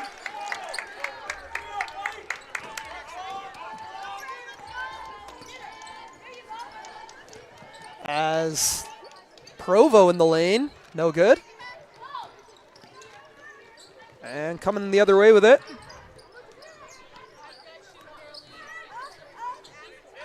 Layup underneath there by Nadia Barrington. And McLean leaves it for Tolliver. Count it and one. Amaya Tolliver fired up. Looking like big cousin Kem Birch underneath. Great hands. Great push and transition. Good job running the floor for the big and finishing in one motion through the contact. Yeah. Count it and one. Tough finish. Quick passes. As we're going to get a timeout here. And I think we're going to have an interview subject coming out of this timeout. We are Jesse McCarron. Jump on in here. Come on in, right here. We're going to take you for 2 minutes until the next whistle. I'm Alan. This is Courtney Donaldson. Nice to meet you. Courtney. So Jesse McCarron out of North Nova Education Center. You got it. Tell me a little bit about what it means to you to be selected and be a part of the game this weekend. Well, it's a really big deal, especially for girls from Pictou County. It's harder to get recognized and it's harder to be exposed as much as you might be from Halifax. So it's just huge that I'm here to be able to represent girls from Pictou County and girls who might not be from here. And I'm really excited to play.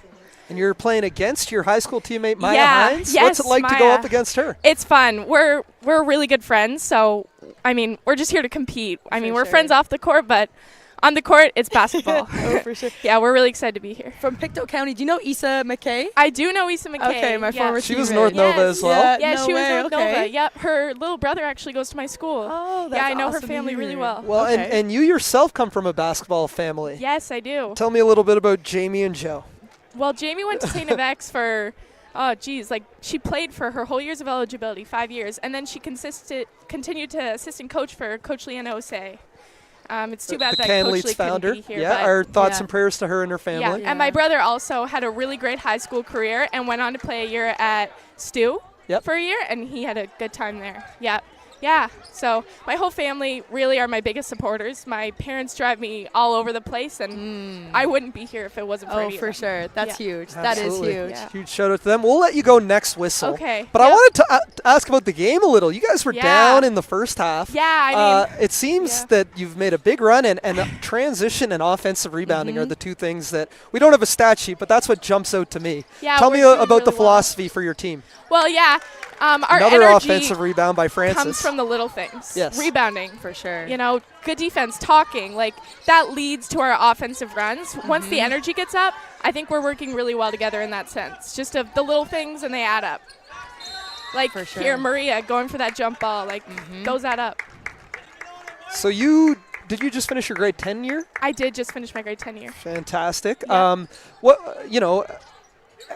what are your goals in basketball, and how do you think being a part of an event like this can help you reach those goals? Well, I definitely want to play next level basketball after I finish my high school career.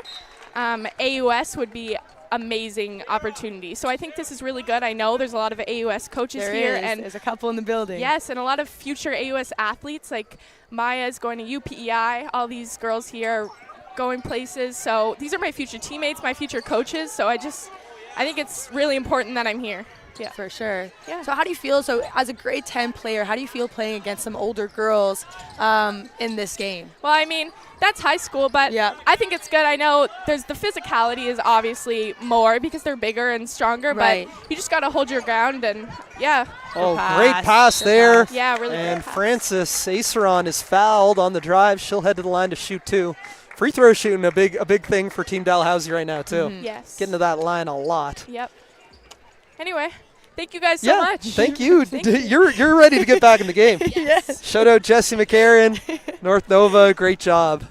Oh, it's cool. It's cool to see. And again, for these athletes from smaller towns, New Glasgow, to get this exposure and get this opportunity to come to the city and play and make some friends. Oh, and for sure. Jessie, another player who's in the provincial team program. She played last summer at the Under-15 Championship, where she helped lead Nova Scotia to a 6th place finish in Calgary.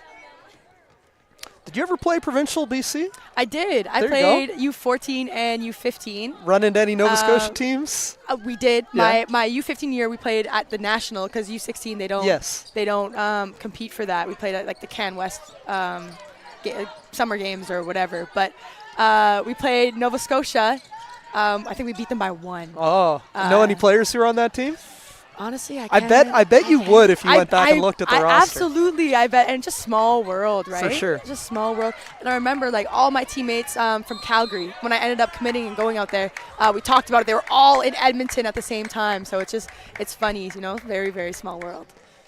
As Ava McNutt is fouled, she'll head to the line to shoot 2. McNutt just looking to put her head down and create for this St. Mary's team that finds themselves in a bit of a hole. Right. McNutt this week was named the Canleets All-Atlantic Defensive Player of the Year. Again, another player out of Halifax West. Actually, it says her role model is John Bell, so shout out to John. Shout out to JV. But yeah, I mean, you've watched Ava play a little. Yep. What can you say about her, especially what she does on the defensive end of the court? Like I said, she moves her feet so well, and just her hustle and compete level, because defense at the end of the day, it's hustle. You're taking pride in wanting to stop the ball, and you're doing it for your team. So I love that. I love that unselfishness to just get low and get some steals for her team. So you can't say anything bad about that, for sure. But we're continuing to see the hustle and offensive glass of Dalhousie, really giving them second chance opportunity one after another. What do you think St. Mary's needs to maybe get back a little bit into this game? I'd say defensive rebounding is the main thing. And then, we've seen, like Jada Awalt hit some threes in the first half. Oh, for sure. I think Lily Francois hit one. We've really seen them kind of get away from the drive and kick action. Right. As here we have an attempt by Maya Hines off the top of the backboard. But, in an all-star game like this, that's a nice play. That was a good pass. I think drive and kick. Absolutely. Shoot the three-pointer when you get it. We'll take another interview from the white team when you get a chance. Sure, yeah. Whenever. We're going to get a couple, it's an ongoing, it's just a stage here. We keep having interviews come up. Yeah, you got to keep it interesting, They don't just want to hear our voices the entire time. Jessie McCarron okay. from the broadcast to the hook shot. That was a tough move down low. Tough Clip take. that, producer Dylan. We want to see that one again. Replay that. Yeah. As we get a tie-up, let's see if we can take a look at this. Take another look at it. So this was Jessie, who was just on our broadcast. Not so big, but look at her get that post position and great pass. Lefty great pass hook. In. Yep. That entry pass.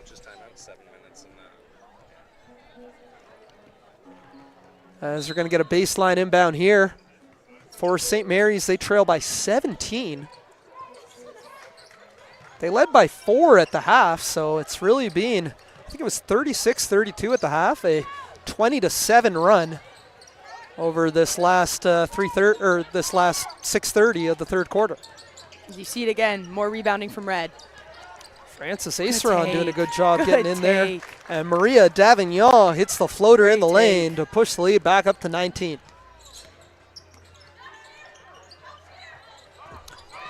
As this is Stella Niedermeyer on the drive, flips it up with the left, no.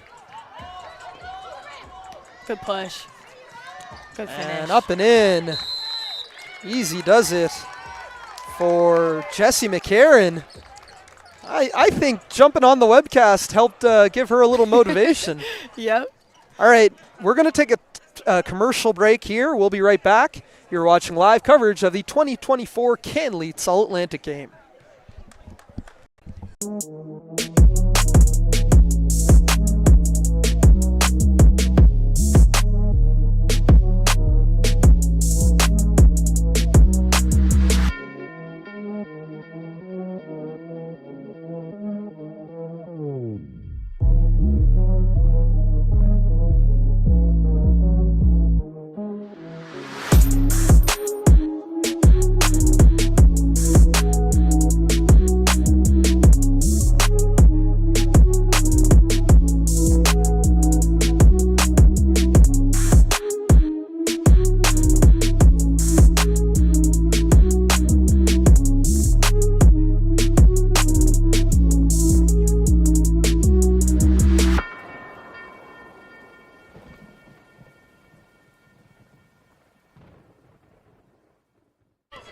All right.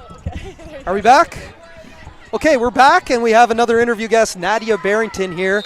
Nadia, just want to borrow you quickly and ask about your thoughts about this weekend. Obviously, the second half is not going the way you'd like, but how are you feeling being a part of this event this weekend?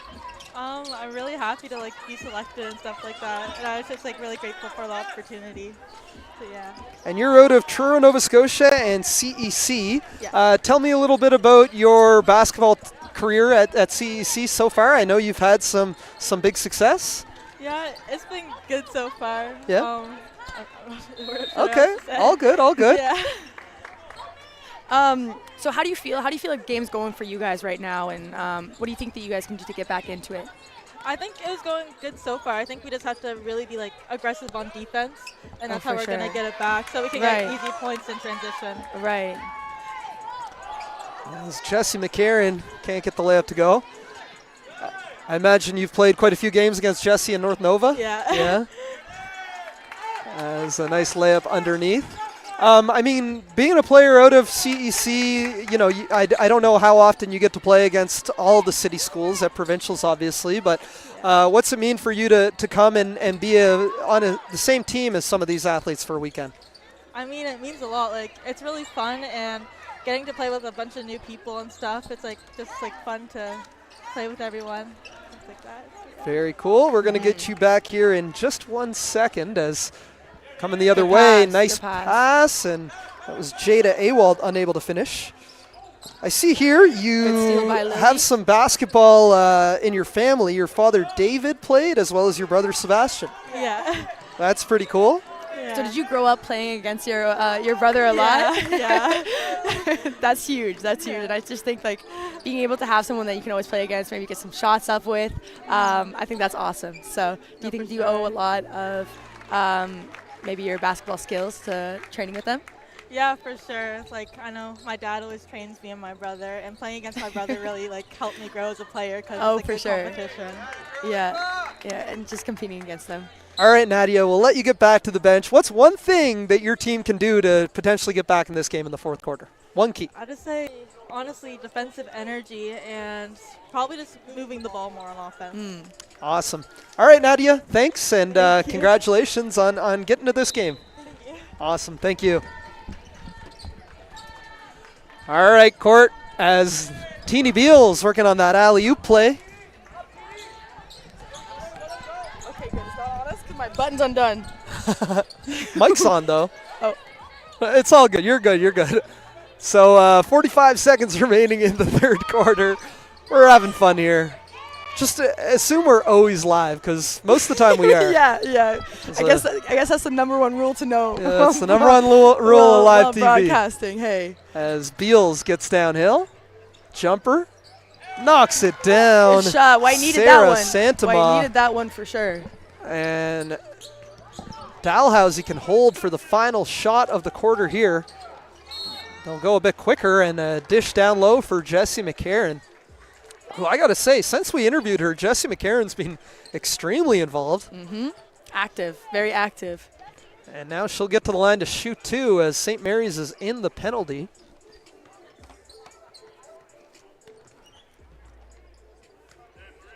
One thing we should keep in mind in the fourth quarter is that we will be having MVP selections for each of these teams.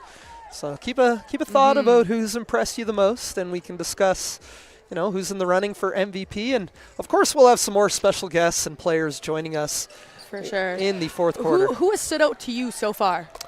I gotta say, so I think for Team Red.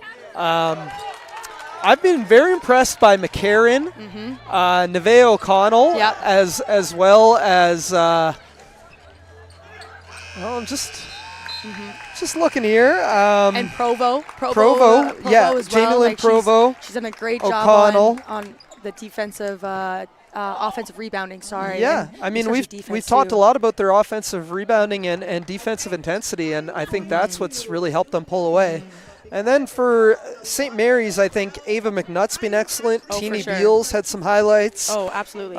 We saw Jada Awalt hit some early shots. She may have gone a bit cold, but a lot of talent on both teams. As we're going to head into a commercial here, we'll be right back. You're watching live coverage of the 2024 Canleets All-Atlantic game on YouTube.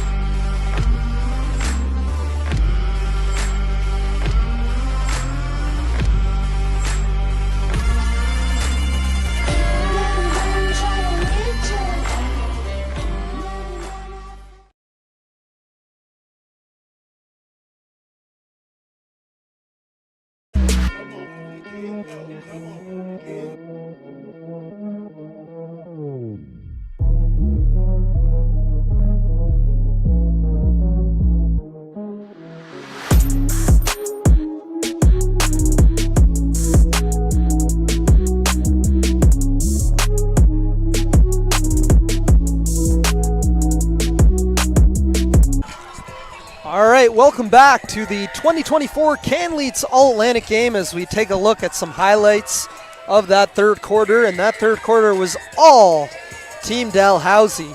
They outscored Team St. Mary's. Having lots of fun. A reminder, don't go too far, as coming up next, we've got the actual All-Atlantic game. This is a Nova Scotia Provincial All-Star game, but it's a doubleheader, as there is Jessie McCarron again able to finish down low.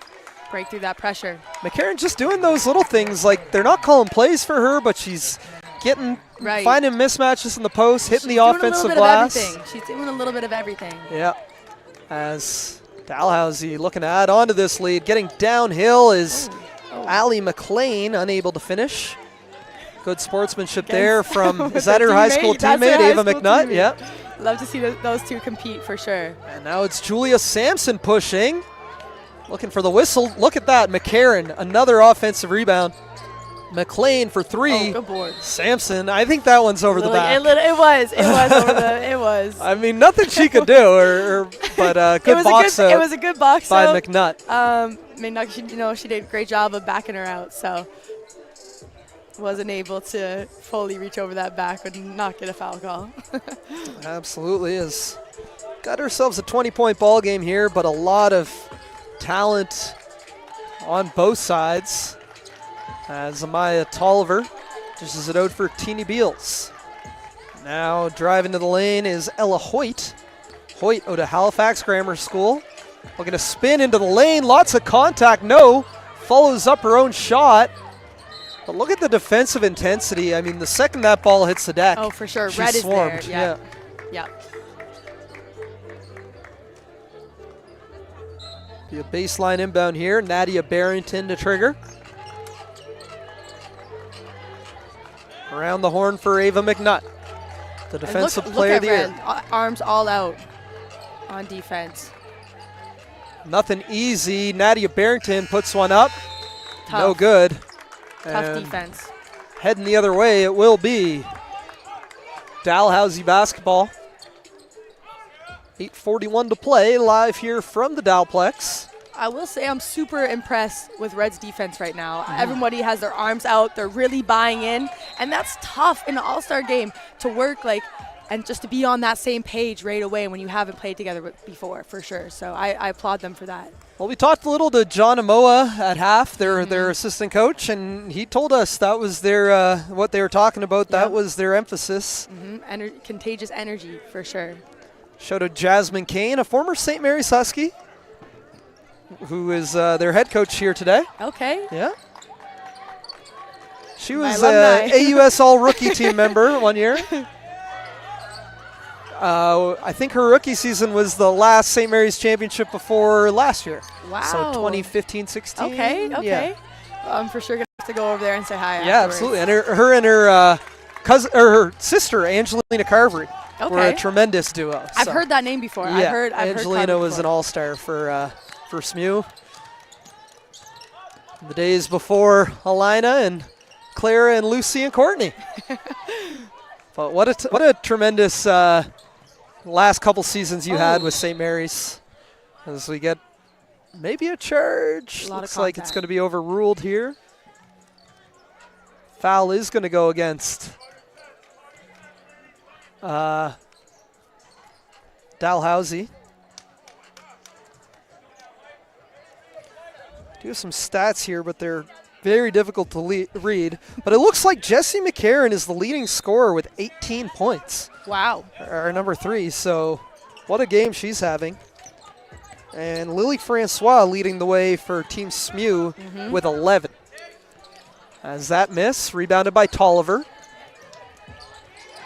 Stripped by Beals. Spinning fadeaway, no. And rebound is corralled now by number 5, Allie McLean. Provo looking to attack. Maybe an extra step, looking to put it right back up. Again, Provo. No whistle. Beals with the rebound, and here comes St. Mary's. Good push. Headman for Santamaw, count it and one. Tough finish there by Sarah Santamaw to cut the lead to 18. So you take another look. Great headman by Hoyt right there, Ella Hoyt. And able to finish that. Great push by White. And we're going to have our next guest join us. You know what? We'll take a commercial, and when we come back, we'll have Coach Aaron McAleenan of the UMB Reds. We'll be right back on the Canleets 2024 All-Atlantic game.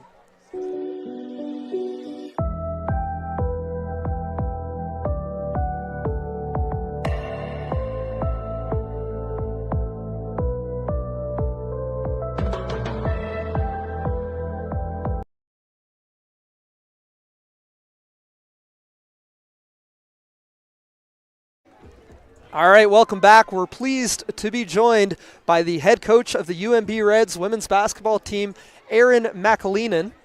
I nailed it that time. Thank you. Okay, good. Aaron, welcome. Thanks for coming out. You came from Fredericton to take in this game. I know you have a couple incoming recruits that we'll talk about, but what's it mean to you to be here and to have an event like this in Atlantic, Canada? Yeah, again, just such a great opportunity for the amazing female athletes that we have in the Atlantic provinces to all be on the court together, you know, play with each other and against each other. I think sometimes, of course, demographics don't always allow it. Yeah. But a great day to be able to showcase all of the special talent that we have from all across the Atlantic. And, of course, I am excited to be able to have a couple future Reds on the court today, too. And those Reds are Sasha Dabb and Zoe Olskamp, at least the ones that have been announced. Yes, but you never know. You might be here recruiting Which some others. Which are some two great pickups for sure. Yeah, no, we're really excited about both Zoe and Sasha. You know, I think that not only are they both very talented and long and athletic, which, as Courtney knows, that length and athleticism definitely is a pretty big advantage on the court. For sure. But both really great people, too. So we're really looking forward to see what we can do next year. As we're going to call the game a little and ask you some questions and keep it fun here. Great. We see Coach John Tramble ramping it up with the full court press and getting an 8-second violation. And the compete level, you know, you see the NBA All-Star game and everybody's just having a three-point shootout. Is that an All-Star game? No, it's hardly a basketball game, but it's yeah. impressive to see the compete level here of these young athletes who only had one practice together. Yeah, I mean, again, I think, as you know, women's basketball is kind of finally getting the spotlight for sure. that is well-deserved.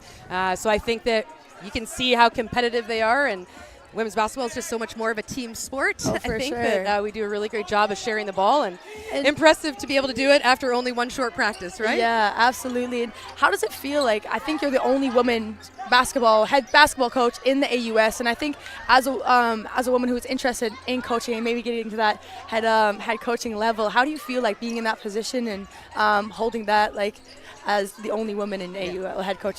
First, it's great to hear that you might be interested after such a great playing career. Thank you. You know, I think that, of course, first of all, when I played in the AUS, and there were it was predominantly female head coaches. So I think that, you know, being able to see what you see it, you kind of have to be able to see it before you can do it. Oh, for sure. You know, I would be lying if I didn't say those. There's also then a lot of responsibility in terms of trying to be a great role model to show that next generation that they can be in our shoes. Right.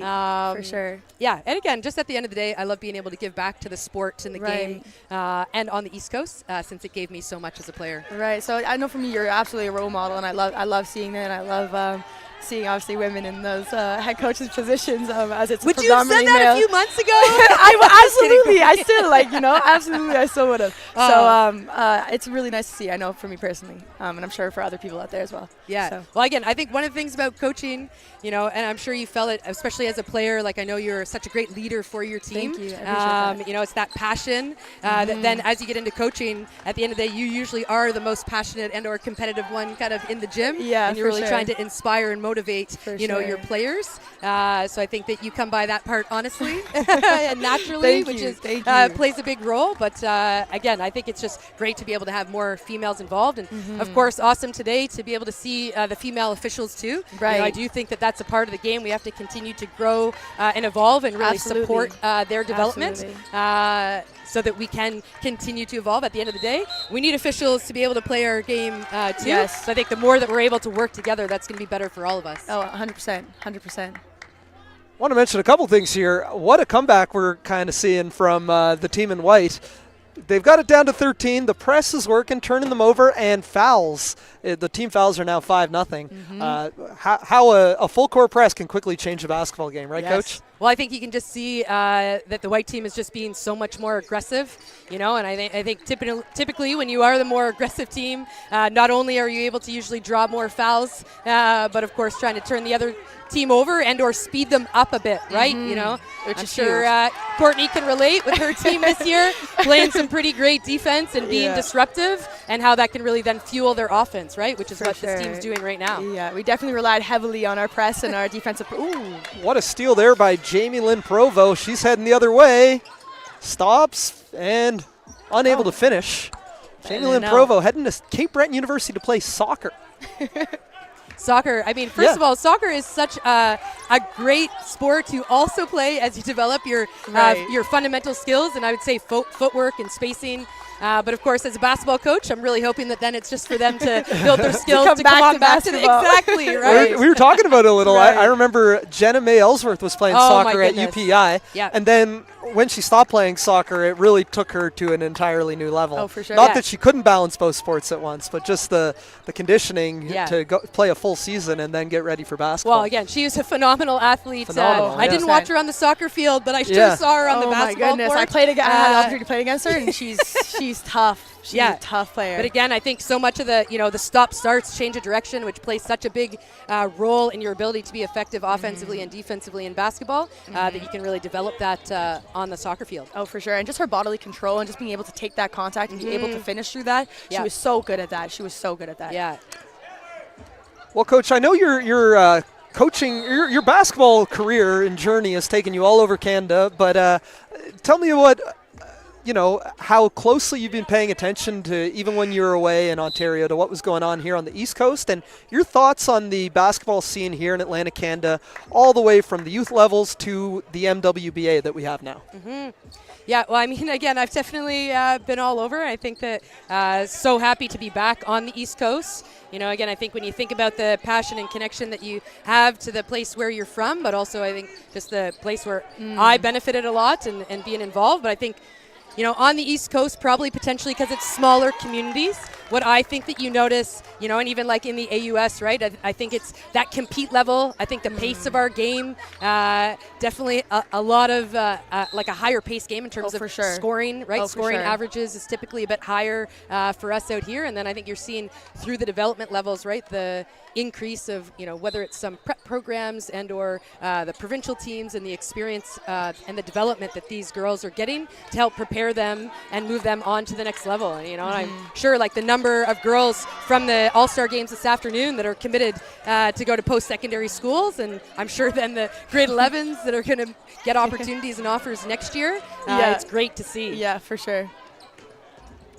As on the drive there, fouled, and comeback effort continues. They could cut it to 12 here with a pair of free throws, as it will be that's Sophia Dawes on the line to shoot two. One of two number 12s on the court for the team in white. Yes, I did see that. This is what the fans want, though, right? A nice close game. Yeah. Yeah. And, I mean, we mentioned Sasha and Zoe, but tell me, when you come to an event like this, what kind of things are you looking for out of athletes, and how can they kind of catch your attention on and off the court if they're trying to make it to the next level? Yeah. I mean, first and foremost, I think because this is a great opportunity for them all to be kind of on the court with other high-level players, which sometimes, depending on the program or teams you come from, if you're in one of the best players, now you're on the court with all of the ones that are all the best players. So I think that for me, anyway, I'm looking to see who's working hard and communicating to be able to play together with their teammates. Good pass. Regardless of what the score is, For sure. And so kudos for sure to some of the players on this white team, who are maybe down early but really turn things around to be able to bring it back. I think also it's, how they interact with each other. You want people that are going to, be great teammates. Of course, they're all super talented players and athletes, so that's going to be able to transfer at the next level. But at the end of the day, you want to see the type of people you're going to get, because those are people I'm going to spend the next 4 or 5 years of my life with as well. Right. And so it makes my job that much easier. And yes, exactly. For the people around them as well. So it's very big, very, very big. All right, we're going to let you go next whistle. But Courtney, any final questions? No, not as right now. I just think when you think about playing against UNB last season. What do you want to ask her about that? Let's talk about the game at UNB. I don't want to. Hey, I think Courtney had 30 in that one, if I'm not mistaken. We still lost, so it doesn't count. I was going to say, the 30 ball doesn't count. The 30 ball doesn't count if you don't get the win off of it. So we don't need to talk about that one. Let's talk about the other three. Here's something I can say. We asked all these players, who some of their favorite players and basketball role models are, and I think we have 3 or 4 Jada Vinos. Yeah. What can you say about? Obviously, she just wrapped up her career. Goodness. What can you say about what Jada brought to your school over the last? I mean, there's not enough time for me to talk about all the great things about Jada Vino. I think that one of the best things is that she's a humble, selfless leader. She's not just, I'll say, the best scorer. She's the best decision maker, right? She's not going to take bad shots. She's going to create for herself and her teammates. Which is so crazy you say she's not the best scorer, because she's one of the top, I think, 1 or 2 in scoring. 50, 40, 90 splits. But she, thank you. I know.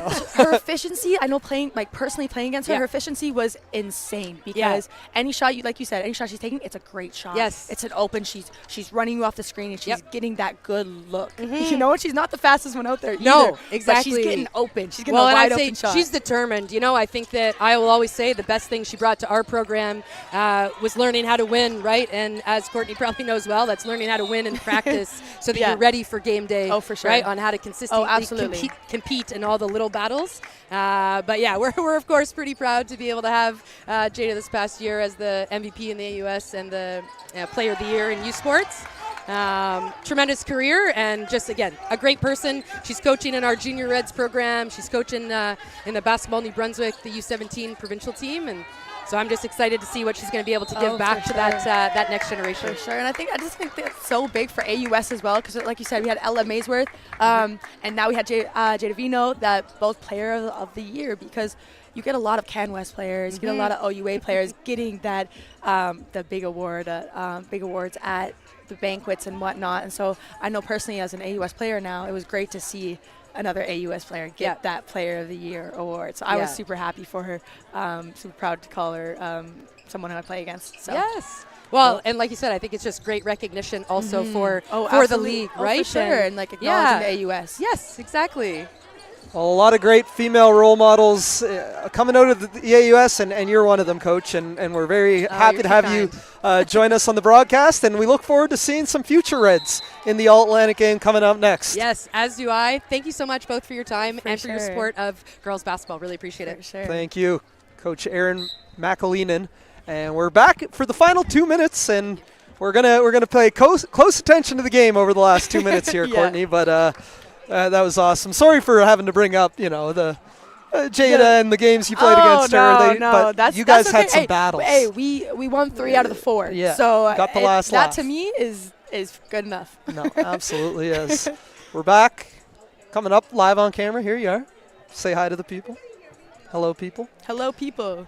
I mean, 14-point game, but the compete level of high. the team in white has really they've ramped it up. They're full court pressing. We take a look at some highlights here. Yeah. As that was a Maya Tolliver with a layup. Yeah, we've seen White come back alive a little bit. They had a little bit of a good layup from. Okay. It's Jessie McCarron, who I don't have the stats update, but was our leading scorer at the end of the third quarter. Big collision there, and you lots can of contact see on that one. these players are playing hard on both ends. Come tell them who won the 2023 WNBA in your name. It was Las Vegas Aces. The question was a trivia question: who won the 2023 WNBA championship? Yes, Las Vegas Aces. Those my girls. No, I'm a New York Liberty fan. Are you? Yeah. You're a Sabrina fan. Brianna. She's my all-time goat. I got a picture with her this year. Oh, really? Yeah, I'll When show did you it go to see you. her? I saw her in New York at a Liberty game. Okay. Against the Indiana Fever, who now would be like a hot ticket. Oh yeah. Yeah, with Caitlin Clark. Well, but it was tremendous. It was Boston right there. Whoa! There she is Poster. on an Under Armour poster. Yeah, on a poster. Well, it's interesting. Coming up, we'll have a game where we have quite a few players who have been identified and play Kia Nurse Select or Kia Nurse Elite. Mm-hmm. Which you look at Aaliyah Edwards, who was just drafted. Toby Fournier and the Sword Sisters. Some of the top talent coming out of Canada. Oh, for sure. Is going through that OSBA program. And in our next game coming up, we have quite a few athletes who are playing in that league and at that level. So, yeah, I mean, what I'm trying to say is these players are they're looking up to WNBA players, but they're also in their presence. Like, they, especially playing in the SBA, and they may be playing against some future WNBA athletes, some future Team Canada athletes. And who knows, that might be them. Yeah. It might be them. They have the potential to reach Absolutely. that level for sure. A lot of contact on that one. Yeah, the refs have kind of swallowed the whistle here as Frances Aceron, she's a rugby player. She's used to that kind of contact. Yeah, she didn't even bat an eye on that one. She didn't look at the ref. She's not worried about that. 1:15 remaining. 15-point game, but you can see Coach JT is proud of his team's compete level in this fourth quarter. Oh, for sure. Definitely something to be happy about. Their push in this last quarter. So we're going to get player of the game announcements, and we'll interview them. I'm going to kind of throw out two options for each team.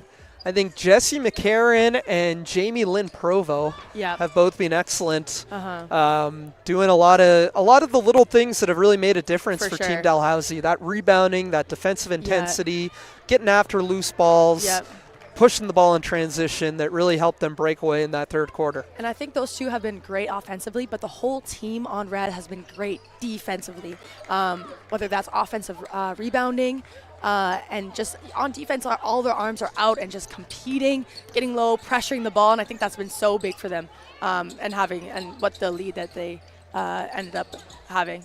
It's Francis Aceron up top. And jumper there. I believe that was Julia Sampson. Aceron on the offensive glass. Drops it off to Maddie White, who's unable to finish. You looking for us? The name of the MVP, and I need the actual list of the next game, the players for the next game. Kareem did not give me that. I'm so sorry. Okay, I don't have the roster for the next game. Are we picking the MVPs? I don't know. Okay. I think they're already chosen. I don't. Okay. As Aceron driving, drops it off. It's stolen away by Lily Francois, who will be headed to Cape Breton University. Jump Big shot, pickup. no good. Big pickup. Absolutely. They've gotten some really good players lately, for sure. Yeah, and I mean, you look, again, with Kiera Letlow coming back and Haley McLeod, they've got some talent. It's guard play to have an infusion and playmakers like For Lily sure. and Nevaeh. And especially with, I'm not sure if Charmenza is coming back or not, but I know if she doesn't come back, that's a big loss for them. So it's just a big opportunity for Nevaeh and Lily to step in and get a bigger role And right you away. know, Fabian McKenzie, I don't know if he's ever had back-to-back losing seasons. So. I doubt it. I doubt it. No, but what a game we had here. It was Team Dalhousie taking the win. This game. That's fine. I don't have them. Do we pick them? No. I have the MVP. I just need the actual names for this game. Like, who was the roster for this game? Because I don't have Give it one more time for the young lady. Sorry. This is Nova Scotia, for real. We can be Apologies here. So we're awaiting the presentation of the MVPs. MVP announcement. One sec. Tyler, they're going to announce the MVPs. Can you grab them right away before they take a photo or anything? We get to talk to them first. We get to talk to them first, exactly. we get priority. The photo can wait. We're live here. Right.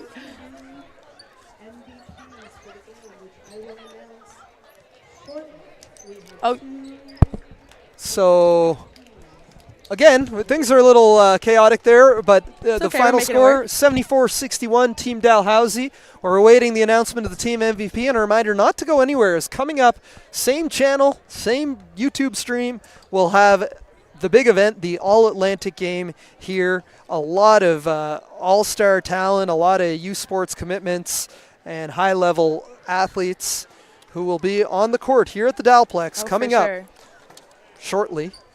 Probably got a 20-minute warm-up. So we continue to wait for the announcements of the most valuable player. Just any second here.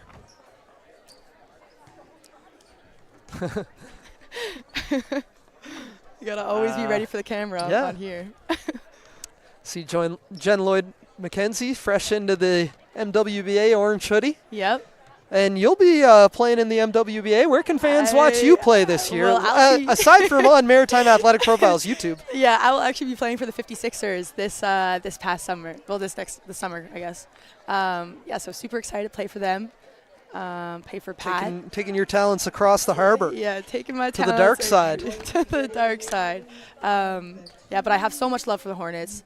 I have nothing but good things to say about them and the program, and I had such a great time playing for them. So can't complain. Awesome. Well, yeah, I mean the MWBA. We can and you've played 3 seasons, 2 seasons. No, this is my second season. Yeah, I didn't okay. play. Yeah, I didn't play the first year. But I mean, what for all levels, incoming university athletes, current university athletes, former university athletes, what kind of impact? You know what? Let's hold that. We're waiting the MVP presentation here. We'll talk more about that. We'll coming talk up. about that. You want to hear about the MWBA right here? Right.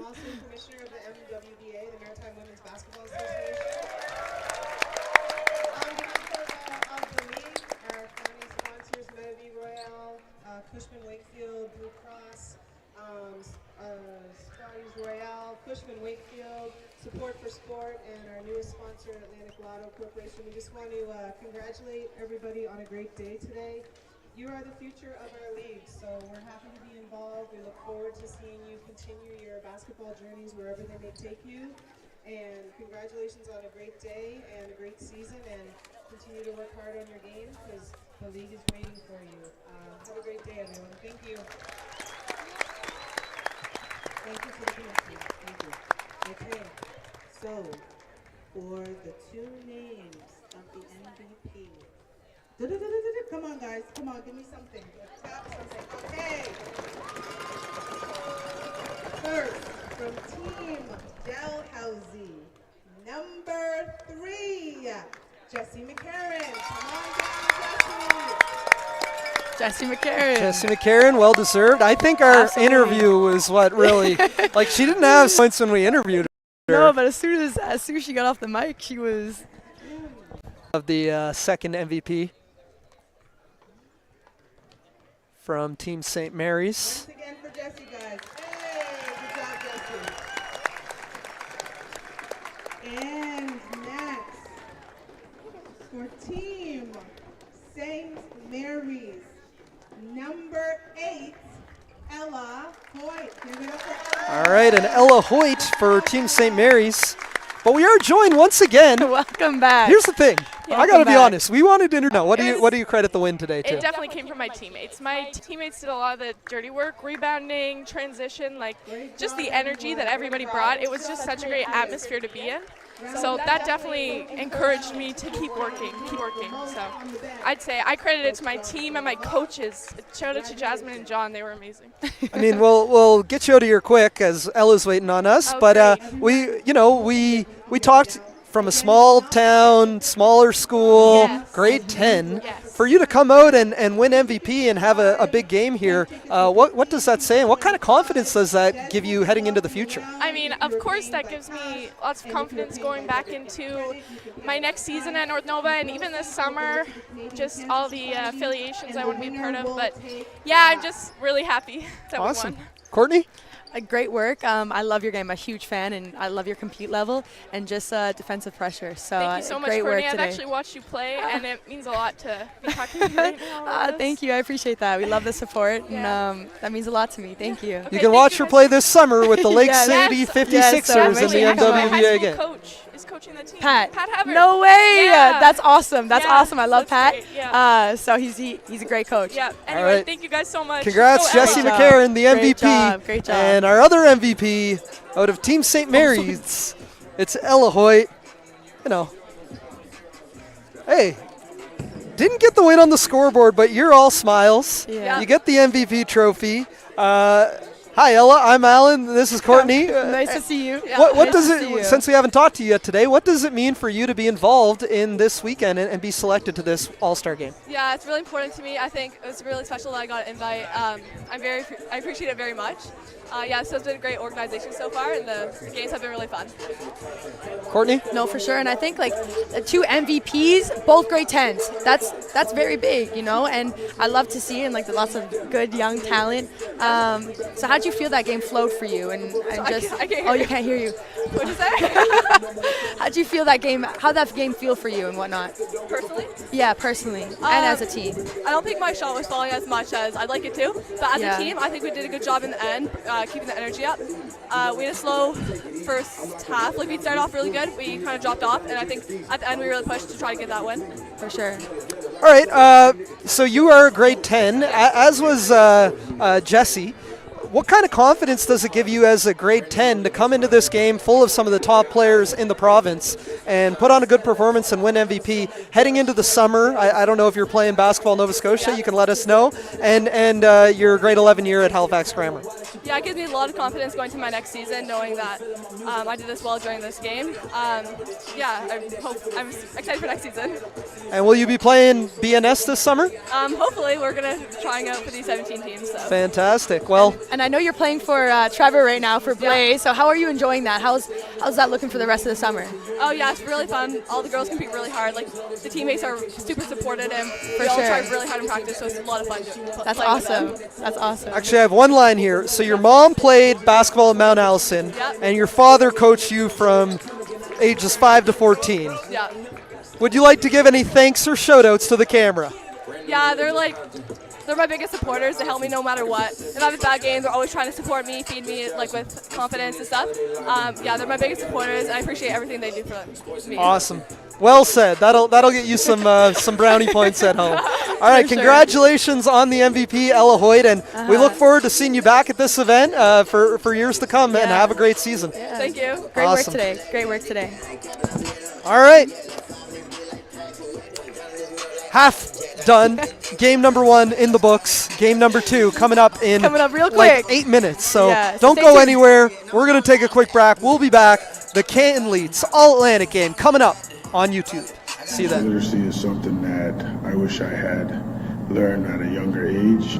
50 for free. It's a program to teach young people at a young age so that they learn these things moving forward in their life before it's too late and they make the mistakes. Just growing up, basketball is a huge piece of our culture. Every culture has a different sport. Our sport happens to be basketball. When you think about Lindell Wigington coming out of North Preston and Denisha Provo, people from East Preston, North Preston, Cherry Brook, Halifax, Dartmouth, Caledonia Junior High. We have Kennedy, Churchill area, we have Relika. These are all areas that have a black population that are very close to this campus. Financial literacy is a big difference in creating generational wealth within your family. In the African Nova Scotian community, that's not something that has been taught over the years. We have a gym that's kind of like an old school parquet floor gym, which is great for the number of kids we're going to have, but yet the classrooms are in kind of the same pod. So if there was need to go right from the gym up to a classroom, all you have to do is walk up a set of steps. We also have a theater or presentation room. When a guest speaker comes to talk to the group, we could have them sitting in movie theater seats. Comparison between what you're spending your money on versus what's coming in, so not overspending money that you don't have. Running money rather than having money run you. Basketball itself is a huge element of the African Nova Scotian community.